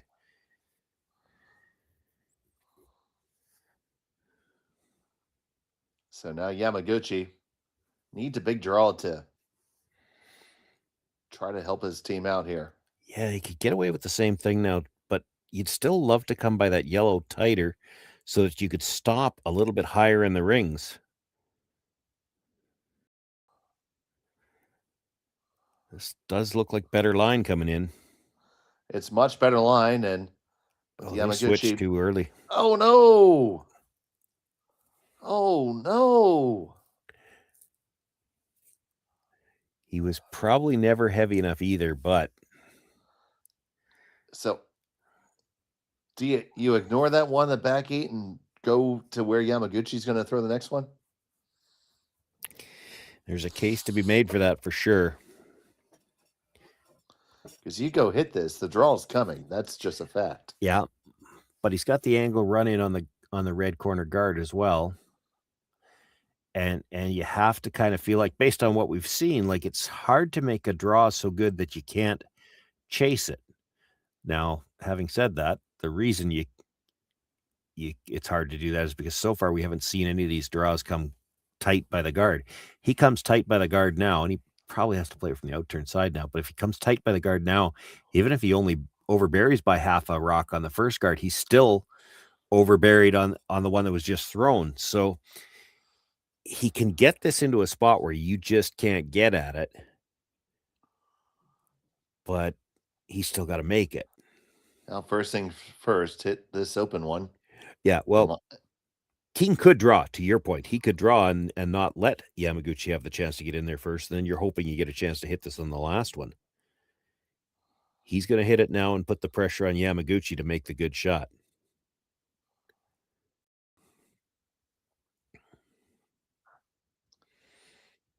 They make it get a little bit of a roll. They make it so well that they are absolutely frozen in silence.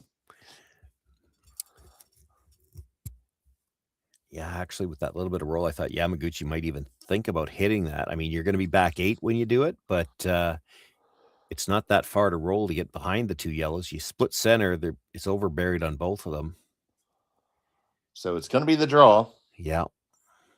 And you're going to watch it come right at us.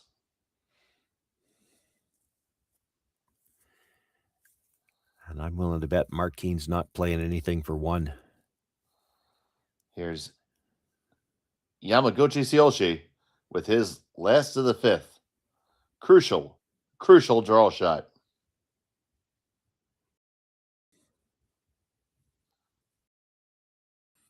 He joins Yamamoto, who's on the carve.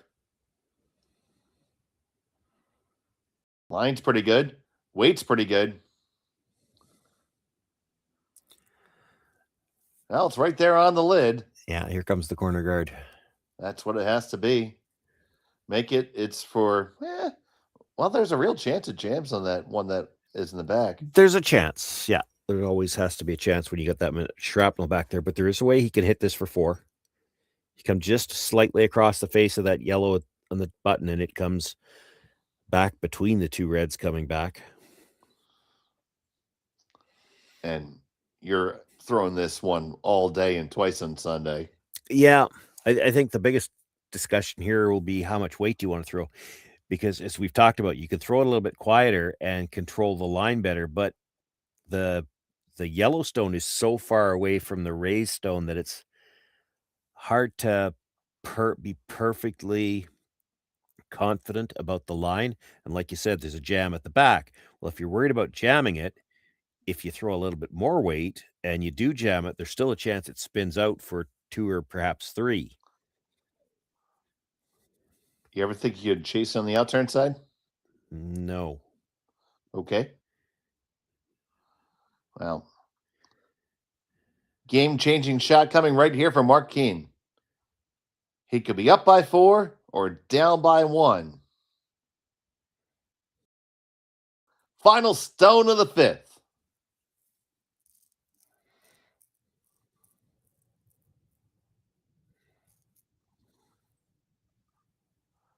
Looks like it's going to go over the top, and it does. It's a steal of 1 for Yamaguchi. Kean will have the hammer in the all-important 6th end when we return. You're watching the Grand Slam on Curling Stadium. Brett, come on, man. I know Aztec's #1 for online safety training, but we really should be out here practicing. I know, guys. I'll be right there. Just let me finish this course on gas detection. Wait. Do you smell that?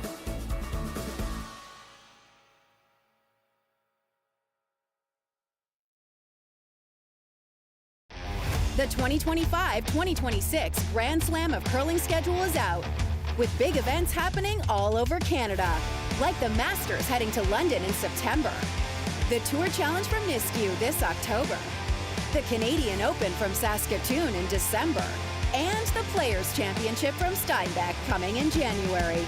Early bird weekend and full event passes on sale now at gsocktickets.com.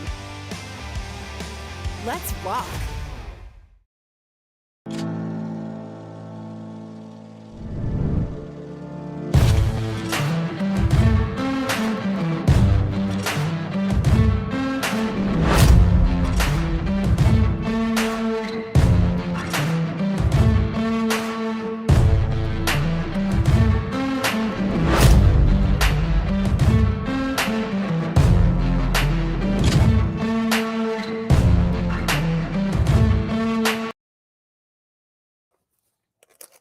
Welcome back to Martensville. It was a steal of 1 for Yamaguchi.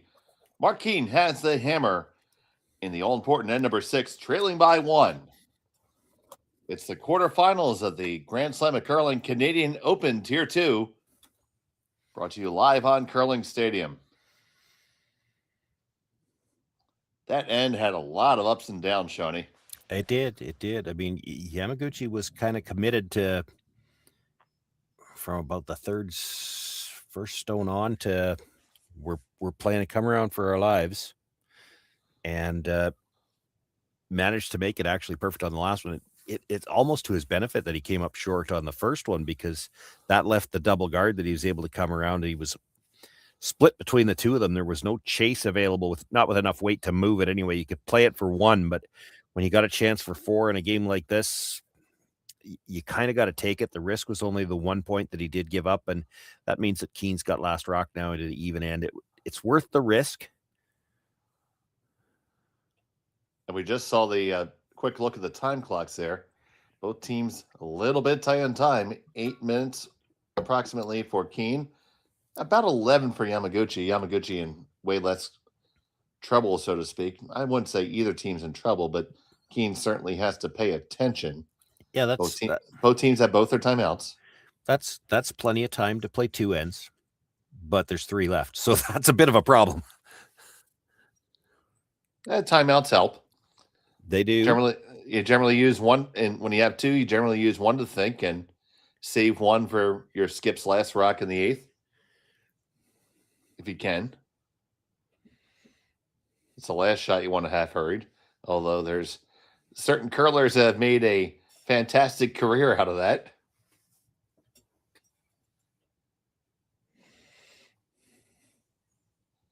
Closest we come to the time clock this weekend is 5 seconds. And no, it was not the curler who I just tangentially referenced.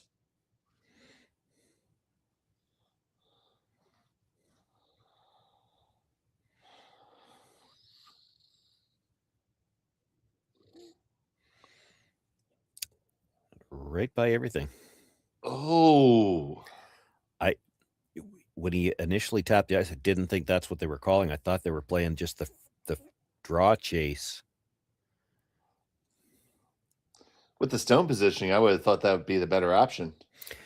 Well, you don't love drawing around the corner without last rock, but I mean, it sure beats the heck out of a 0 on the score sheet. So zeros are bad. Okay, I'll write that down.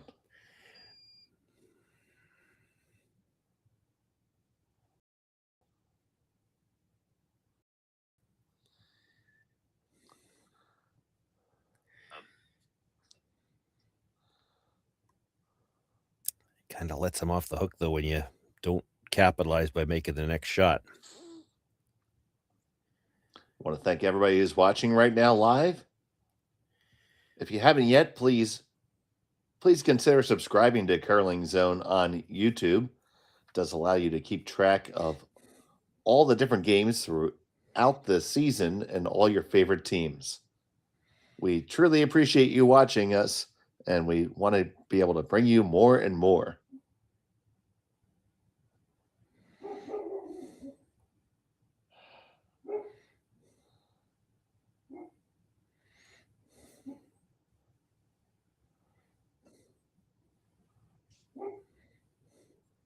Be hard to make this one.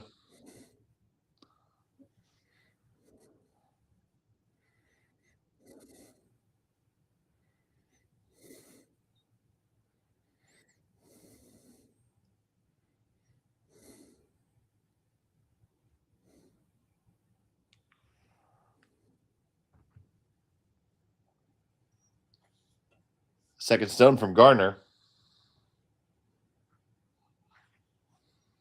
We see rocks gathering behind the tee line again.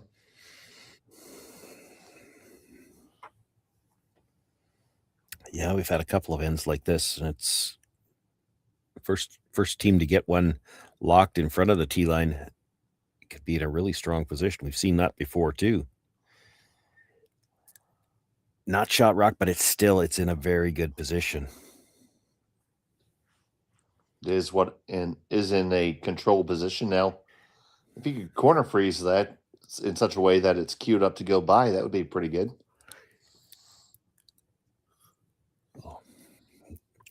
Yeah, the problem with it is that this is the easier corner freeze right now for sure. You're coming from the outturn side to corner freeze it. But when you make the corner freeze, your stone is probably going to be just about completely buried, and then it makes it harder for you to use. Well, you sure don't want to chip off it. This might be a little heavy. Just a skosh. Come by it and freeze your own. Yeah, I think that's where you have to go now. It's too heavy for that too. Didn't even have an option. It just went where it was going to go.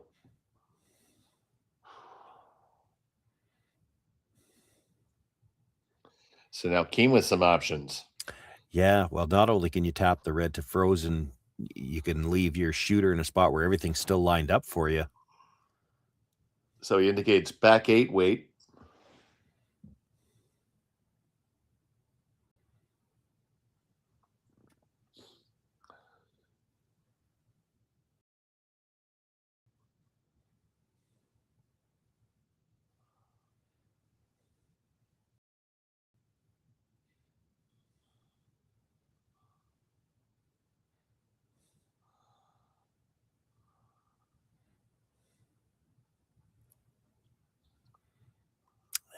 rolled off more than they would have liked.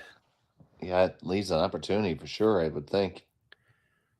You don't mind if you lose that one in the back corner of the four. Yeah, I think you'd prefer to, because right now there's kind of the hit and roll in off that one. You could even come a little bit around the horn if you had to and start coming up towards the front of the button. So firing away with a little bit of weight here. Trying to carve it over just a touch. Bang, bang. Stuffed it on that one. Is it bad or is it good? Well, it's in between, isn't it? I'm not sure that 2 yellows go here. That's the question. Like the way they're lined up. So the one that's shot rock down on the button probably goes. I don't know if it touches the other one on the way by. If it touches the other one on the way by, Kean's golden after this, because he either kills it or maybe just rubs it over in behind his stone on the other side of the button. Again, you want to be close to the nose on this. You got to keep your shooter in a spot where you can use it. Bring in a very quiet weight here.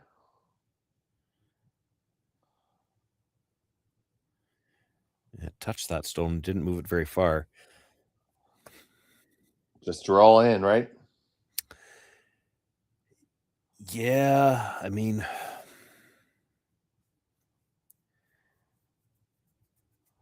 try to weld in there the best you can, right? Be tempting to try to move that red just a little bit, just because I don't like. Yeah, where are we at? I got to count the rocks. This is his first. Skip's first.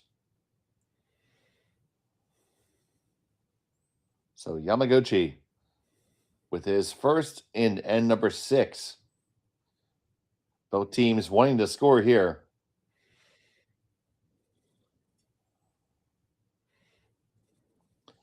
This one looks just a touch heavy. Trying that long carve stroke, which I know Sean loves.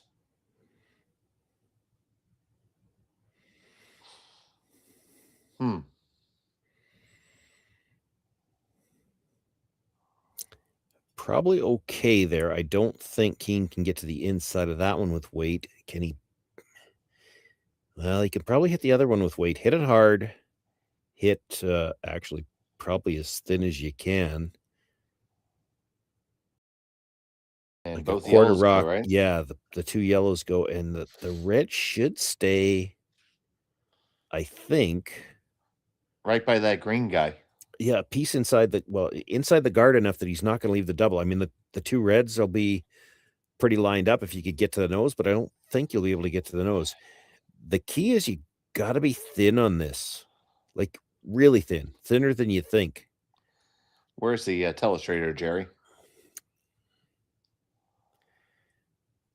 You hit the red too thick as it comes across. It's gonna be a little bit more to the front end of that yellow, and then it might spin up, and he could leave a double back. So Mark Kean. It's on a pretty firm weight. Pretty firm weight, and he threw it quite in out too. He's barely going to touch it at all. Just gets a piece, but it's good enough. And he lies 1 and 2. And I Take another look at it, Shawnee. Don't think you can get at it directly, so we might be seeing a run back come. As I said, he had to hit it thin. I was a little worried as it's still backing away from the line that he might not get it at all. And you see what I mean by thin, because when he hits that first yellow, he's got to glance very thin off it so that he stays in the side of the other stone. And now he's got them Christmas treed. Because they're Christmas treed, the only way for Yamaguchi to get him out, he's going to have to run the guard straight back. And you make it, you're golden. But if you hit this ever so slightly to the wrong side of the red, it's coming back into some yellows, and you could set up an opportunity for 4 here.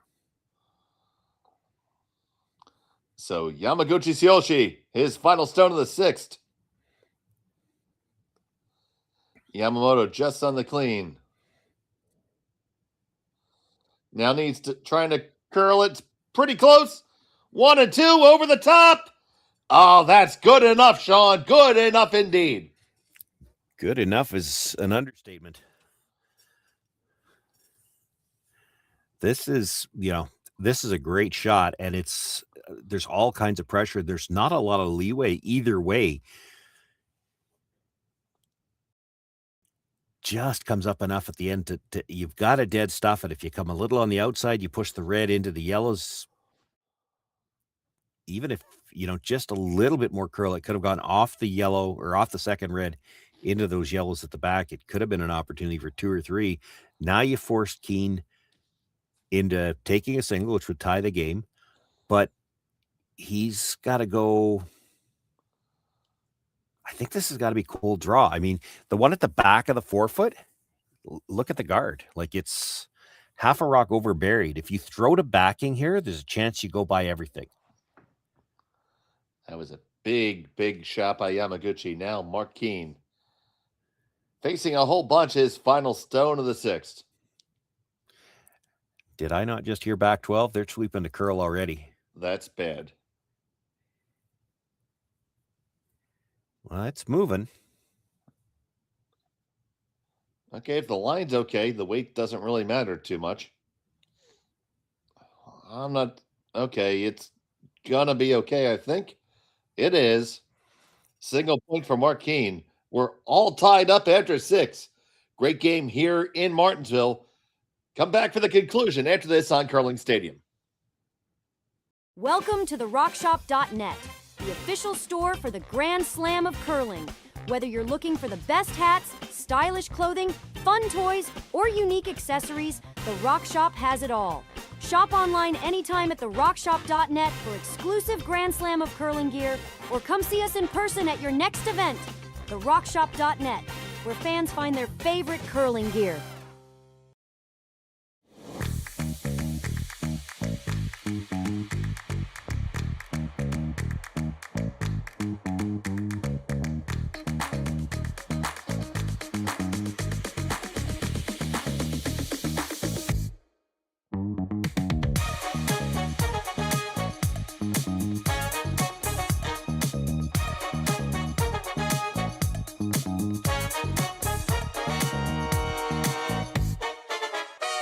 Developed over a decade in collaboration with the finest ice makers this side of the Atlantic, the Pebblehead PB5 is nothing short of a triumph of sophistication and craftsmanship.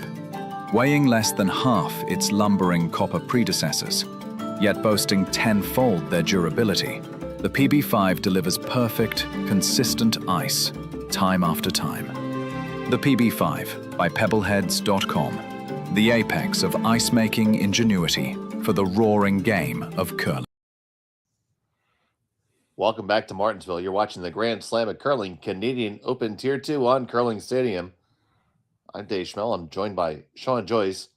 Connor Sims is quarantined inside a bubble, making sure he doesn't give the flu to anyone else, but he's our producer this evening.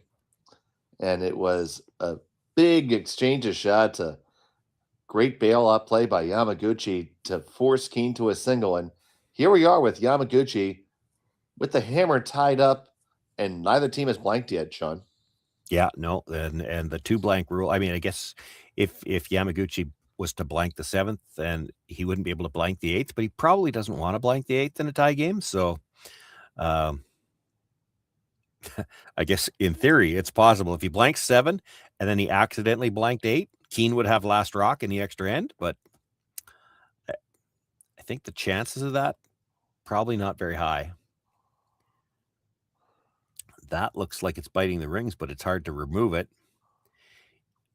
Yamaguchi didn't throw a corner guard this end because he does want to keep the blank alive. In fact, he'd love to see a blank. Flip that around. Like we're to traditional curling now. The blanks probably aren't going to be a factor. Mark Kean wants to see a single point scored this end. He doesn't care who scores it. If he steals one, he's got the momentum coming home. If he forces one, he's got the hammer coming home. Either way, good for him. The only thing he doesn't want to see is a blank. He's probably moderately okay with a deuce, because at least then he's got the hammer going home, as I said, and threes do happen. But for Yamaguchi, and you've heard me say this before, when you've got a team that is trying so hard to force you to 1, you have to leave yourself open to the possibility that they might force you to 3. And I say that tongue in cheek, but it happens all the time. If a team is so bent on making sure that somebody scores, they have to be willing to ignore a few stones, and sometimes that can go drastically wrong.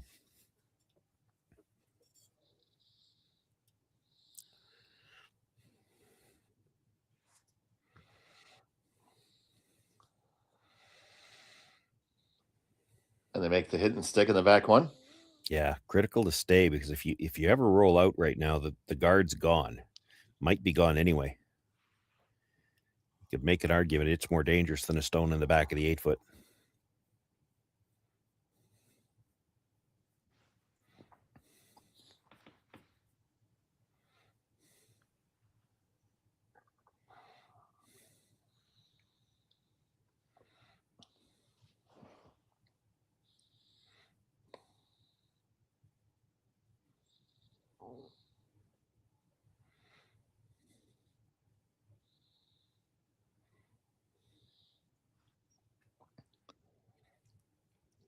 Patient on this one a long time. They make the hit and stick back. Yeah, they wanted to roll to the outside, though. That leaves room for Mark to roll under. If the good roll's made, you might see Yamaguchi hit the abort button.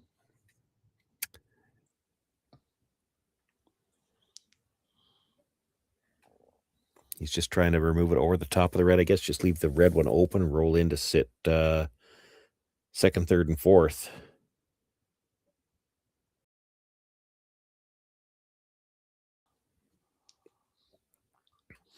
Doesn't even want to touch that red right now at the top of the 4. You can't do anything good playing from this angle if you hit the red in the top of the 4. There we go. We got our feed back up. Thanks to Connor. Connor fixes everything. But catch that one off the top. Do you roll on in? So you lie 1, 3, and 4. Or 2, 3, and 4. 2, 3, and 4, I think. But that red's starting to look pretty lonely, and hard for Kean to make anything off this outside where he doesn't leave a double as well. You ever just draw down the back guy? Well, no, that's going to leave a double.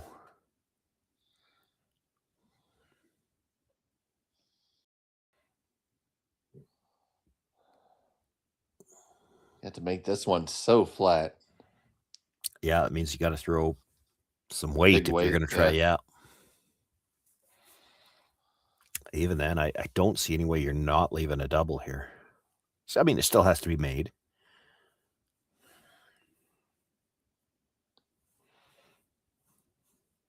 Yamaguchi doesn't even have to play it necessarily. He could just play. This is not likely roll into the 4-foot. If it does, you're in all kinds of trouble, because then he's playing the double for sure, and all 3 of them will be in a line. But if you don't get to the 4-foot, if you just roll to the 8, he could just hit the shot stone, roll underneath his own, sit 2.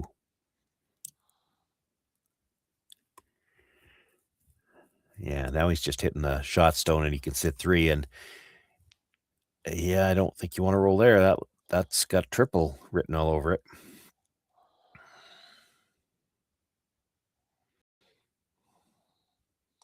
Say roll big and wide? Well, or hit it almost right on the nose, just enough to get it by the back one, and then the double, if he makes it, is staying open. It's right, and you get 2. And you get your 2, yeah.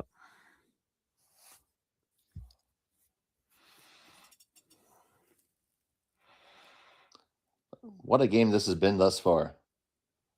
Kind of hate to force your opposition to play the triple when you're lying 3, because what if he makes it?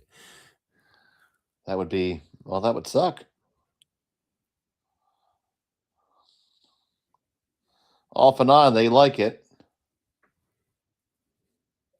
They might make it just the way you want it. You're okay there. Yeah, I like it better there. It's better than where they tapped. Well, there's still a triple. It's not easy, because you're thin ticking the second one, and there's some danger in playing for the thin tick. If you try to throw it just too perfect, what if you miss the second one? So I mean, there's a possibility to take a look at it as Lumley moves back.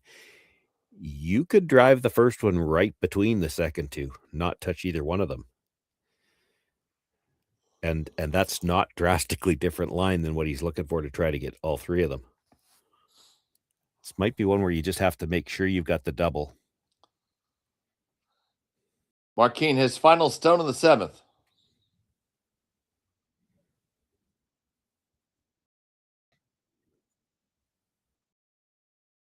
Get the one. They do make the double, but it'll be a draw for 2. Yeah, but even at that, you could see it. They just didn't dare sweep it until they were sure they were going to have contact with the second one, and then it just couldn't hold it even with that weight. You had to hit that second stone so thin to get all three of them. So there you see in the background for the 8th end, it's going to be 2 minutes and 12 seconds for Mark Kean to play the last end. With 2 timeouts, but that's not a lot of time, especially because it doesn't get easier in the 8th generally. Yeah, he's got to play offense. It's going to be a little simpler for Yamaguchi. See rock, hit rock.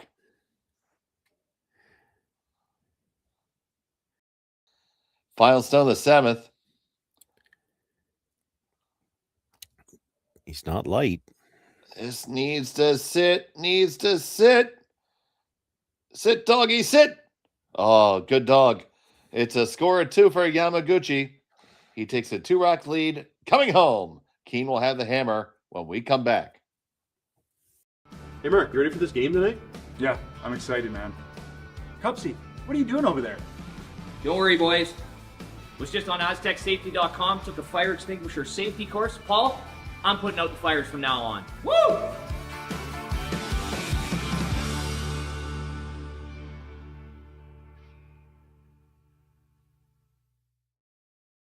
Welcome to the RockShop.net, the official store for the Grand Slam of Curling. Whether you're looking for the best hats, stylish clothing, fun toys, or unique accessories, the Rock Shop has it all. Shop online anytime at the RockShop.net for exclusive Grand Slam of Curling gear, or come see us in person at your next event. The RockShop.net, where fans find their favorite curling gear. Who knew after 20 years in real estate I'd have to make silly videos for Instagram and come out behind a tree? Stu, we need to do this stuff. Why can't I just door knock into open houses like I did in the old days? That doesn't work anymore. Okay, so it's because I'm sitting here behind a tree. Come use us for real estate.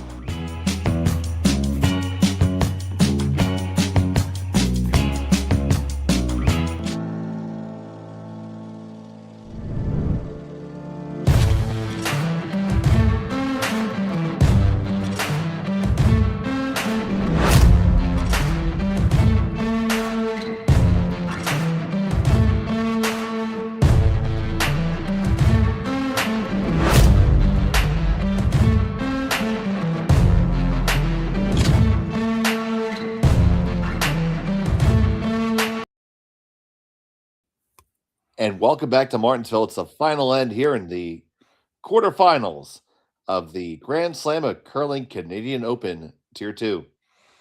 We have Mark Kean versus Team Yamaguchi. It was a big deuce by Yamaguchi. Kean, strapped for time, needs to get 2 to force an extra here. Yeah. Dave Schmel and Sean Joyce here with you. Connor Sims on our production. And thank you so much all for joining us. And Sean, we talked about some of the strategy in the break, throwing those double corners most likely. Yeah, I would tend to think so. He's going to throw, we almost could have played the first, we could have come back from the commercial break after the first 4. This is not what they called. He didn't want to do that. No, he wanted that in the rings. Now, it might change the next call for Kean. Might not. Nope. Looks like he's throwing the corner anyway. And so you might end up getting back to the same place. I think the more typical strategy is you would have seen Yamaguchi call the first one to the top of the button, corner guard. He calls the next one to just bite the top of the forefoot, corner guard on the other side, and then he throws the center guard, knowing that he's forcing Mark Kean to deal with the rocks in the middle at some point in time or another. Mark throws the second corner guard here now anyway. If you come around to the top of the forefoot on this one and make it, you're essentially in the same spot after 5 rocks that you were going to be anyway. And good job by Spencer Dunlop there to only burn 10 seconds off their clock with his stones. Well, and that's what helps for Kean when he's tight for time. They knew before the end started you were throwing 2 corner guards. So the first 2 rocks shouldn't have taken any time. There was nothing to think about. You already knew what you were playing. But after that, you're going to have to react to what Yamaguchi leaves you. Looks like we're drawing around the pile. Skosh outside. Wants to be top 4 foot dead buried here. Line's getting pretty good, really.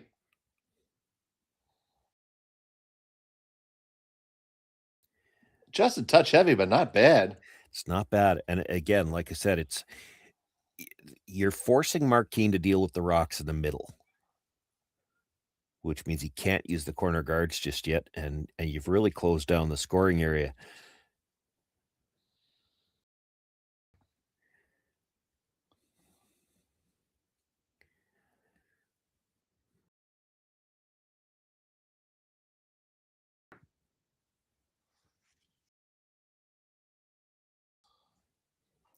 So Lumley trying to bring this all the way up. Gets close to the face. Massages it a little bit, but I think that, yeah, absolutely all day. Bounced off a little too much.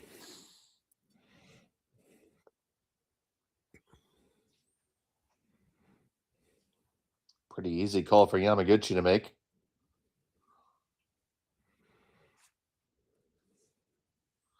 Now we're on stones from Yamamoto Takeru, who is not sporting his LA Dodgers hat this event.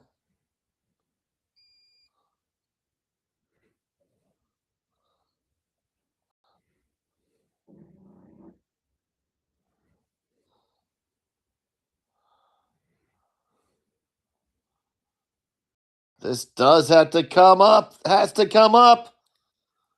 I was just going to say he might be better off to rub the one on the button so that he doesn't dead jam it on the one at the back.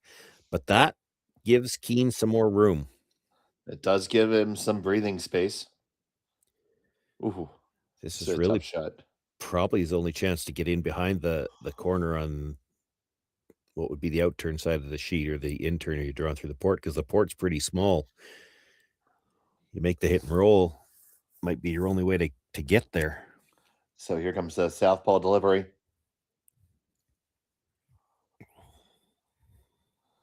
This needs to move. Did that go enough? I think he can chase it on the outturn side, no problem.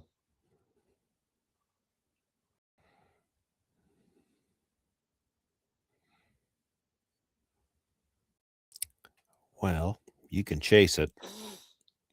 I'm not prepared to go quite so far as to say no problem. Freeze isn't bad.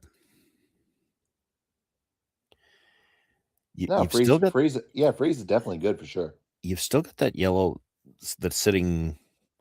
I'd need the overhead to know actually who shot rock, but either shot or second at the back corner of the 4 foot. Timeout's called. So plenty of time for that overhead.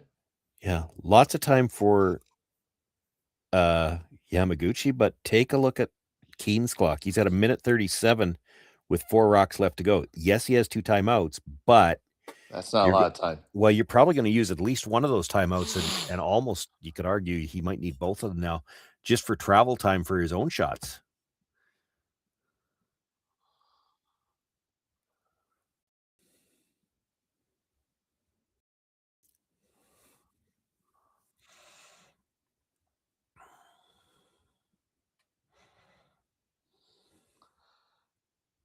So as they look over the options, give you a quick update around the rings. It is Zhu Xiaoming with a 7-4 lead over Lucas Klima. Michael Brunner, 6-4 over Moybrook.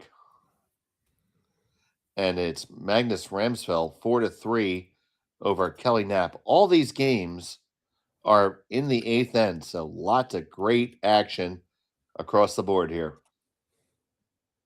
As you would expect, Sean. Yeah.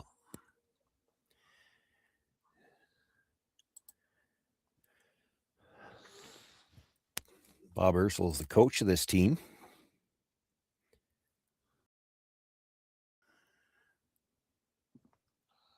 Or as the chat just referred to Bob's son.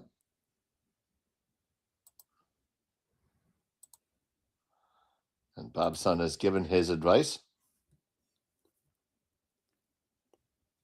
Yeah, that's still what I'm seeing is you play that corner freeze. The only other thing I'm contemplating is, do you ever try the double peel? Because the yellow guard's not helping you now, but I mean, if you're playing the double peel, you're probably just playing to get to the extra end, which honestly is not, it wouldn't be the worst decision.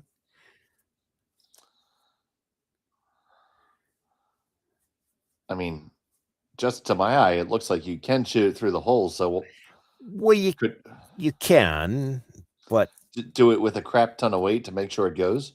Well, yeah, but here's the thing: that yellow stone in the back corner of the 4-foot, it's very hard for Kean to deal with it right now. So that one is really cutting down the scoring area, and he still needs 2 to get to an extra end. Where his shooter, where the redstone is right now, if you didn't throw, if it was Kean's turn to throw again, how does he sit 2? Like, it's not easy. So you'd hate to play a shot like that and maybe jam it on something and give him something easier. That's pretty good. Kean might have to play the double through that port just so that he has a chance. This might be his only chance to get that stone off the back 4-foot. Right, and you're going to get it off the 4-foot, but invariably you're going to leave something to come back. He's got the hit and roll off the open redstone right now, so you can't really worry about that. You don't have a ton of room to score right now. This is your chance to open up the 4-foot to be a potential scoring area.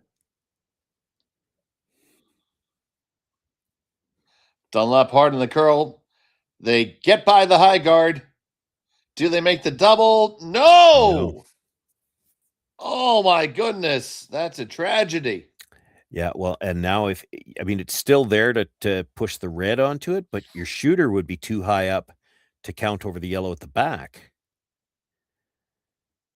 And you need to make 2 of these rocks count. So Yamaguchi is going to throw the little pop and flop.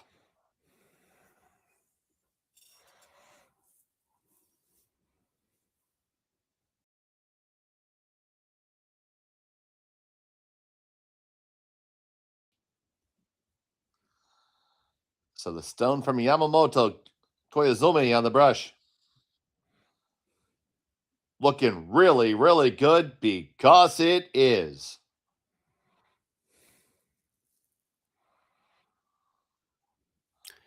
Okay, What's he got, Sean? If you play through the port and jam the red-yellow, you will be shot rock. You probably clip the yellow at the back of the 8-foot as well.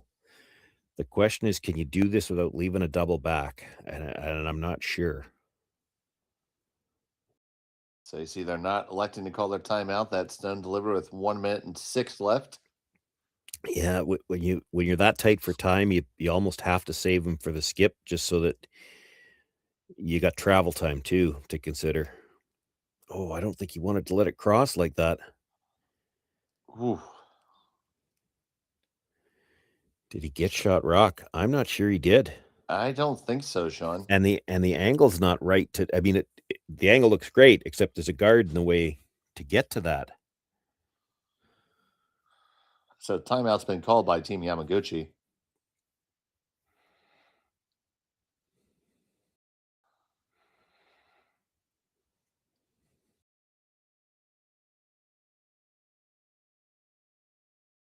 They're taking a look.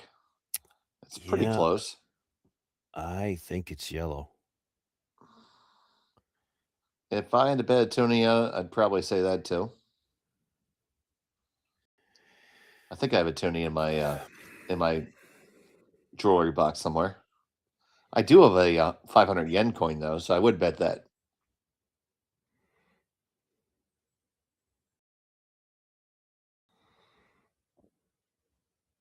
Yeah, turning the camera isn't going to make it easier for us to tell. It's still Connor's fault.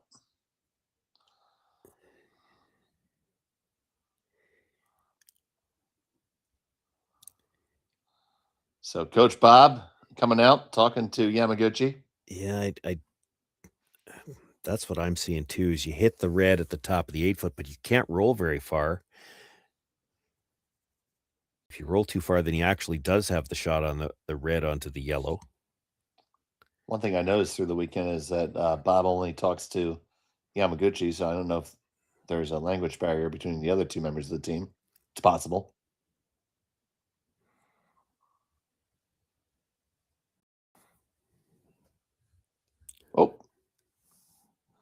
Oh boy.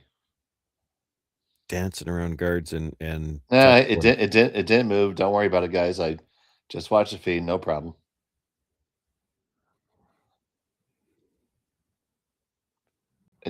It didn't move. It's not really doesn't matter. I still like the port, hit the red one in the top of the 8-foot.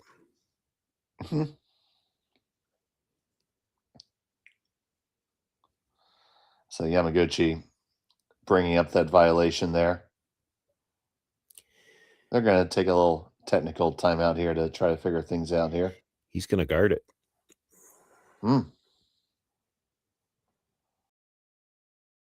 Okay. Well, Time's back in. I think if you're guarding this, you're pretty sure that you're shot rock, because Kean's going to play the draw on the intern now.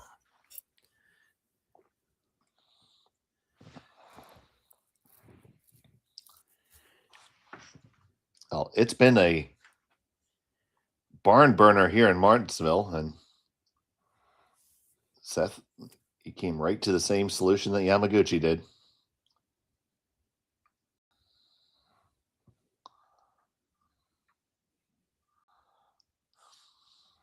He is first at 2 in the 8th.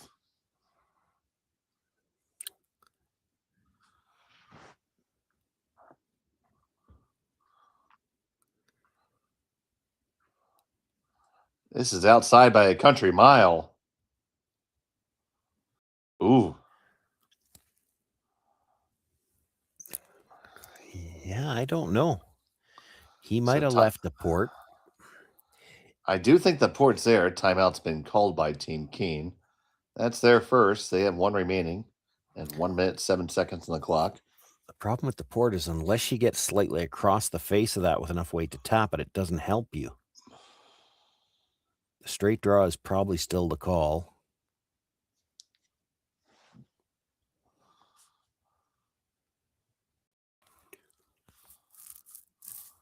And then Yamaguchi probably needs to freeze to it.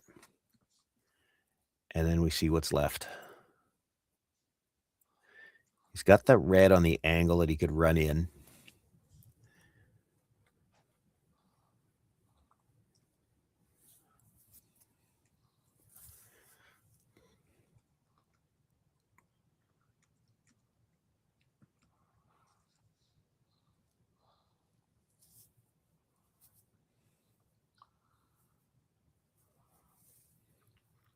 So here comes Kean.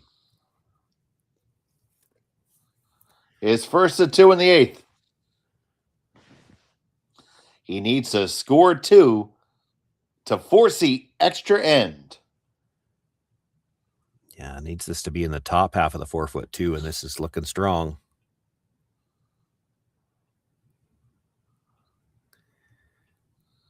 And this one is heavy. It goes all the way back. It doesn't count for anything.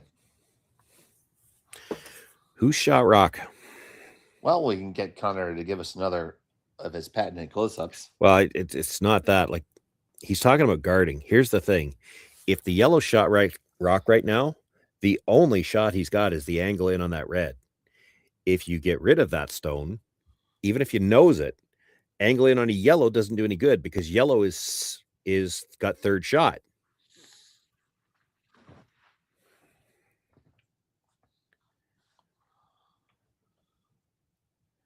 Like, if yellow shot rock, and I think it is. Yeah, the only shot he's got is the angle in on the red. Unless you think he can get it. Boy, I don't know if he can get across the face enough on that red. I think he could. Yeah, I don't see the port doing anything. Yeah, I will bet you a bowl of miso buttercorn ramen that yellow is shot right now. Well, and to come through the port, like he's not guarding anything. He's not playing anything over here. He's playing the angle in on the red. You're throwing a rock on the side of the sheet. Mark's not even looking at. He's standing over there just to make you think he's looking at this. Yeah, I have no idea what this is for. I agree with you, Sean. They're worried about the tap, I think. Oh, maybe they're worried he's coming around the outside. Maybe they think he can get to the shot stone. Okay, well, that's valid. It is. You do it. Yeah, it is if you think he can get there. Yeah. Well, that's not going to guard it. Well, it might. He might get it. A little chisel. He should be sweeping that. Yeah. He actually might have done it. Yeah. If he was worried about the port, it's gone, and so is the shot on the outside. But again, Mark was never playing that. He's playing this all day. So there is the angle raised for the win, really. Well, it's for two if he stuffs it. There is a chance it comes back and touches the other one, and then it would be for the win. So they call their second timeout. You can look at this all day. It doesn't really make any. Oh well, I guess if you think you're shot, you could draw for two, but I don't think you are. You want to be looking at this if you think you're shot. There's no way you attempt this if you think you're shot. You'd have to be awfully sure.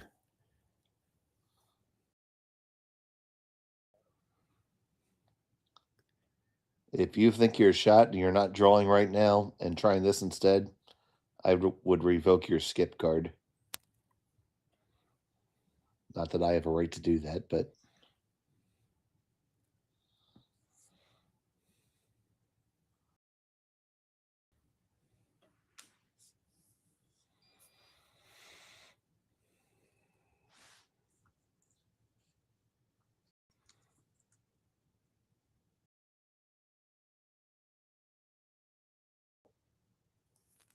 same discussion we had a little bit with the one he played last, and you've also got to choose what you're throwing for weight here. With the broom that he's put down, this looks like he's throwing a fair amount of weight, and that, I mean, you could hit that yellow fairly thick and still spin out the back. Like they're hoping it'll catch the second one, but I think more often than not, if you touch the yellow and you've got enough weight to go past that, you're going over the top of the yellow at the back. So all or nothing shot right here. Mark Kean. Final stone of the eighth. Looking for the angle raise for the tie, maybe the win. Now on the curl side, trying to push it over. Run it up, past everything, and that's going to be the game in favor of Team Yamaguchi. They win it. They will advance to the semifinals of the Grand Slam of Curling Canadian Open Tier 2.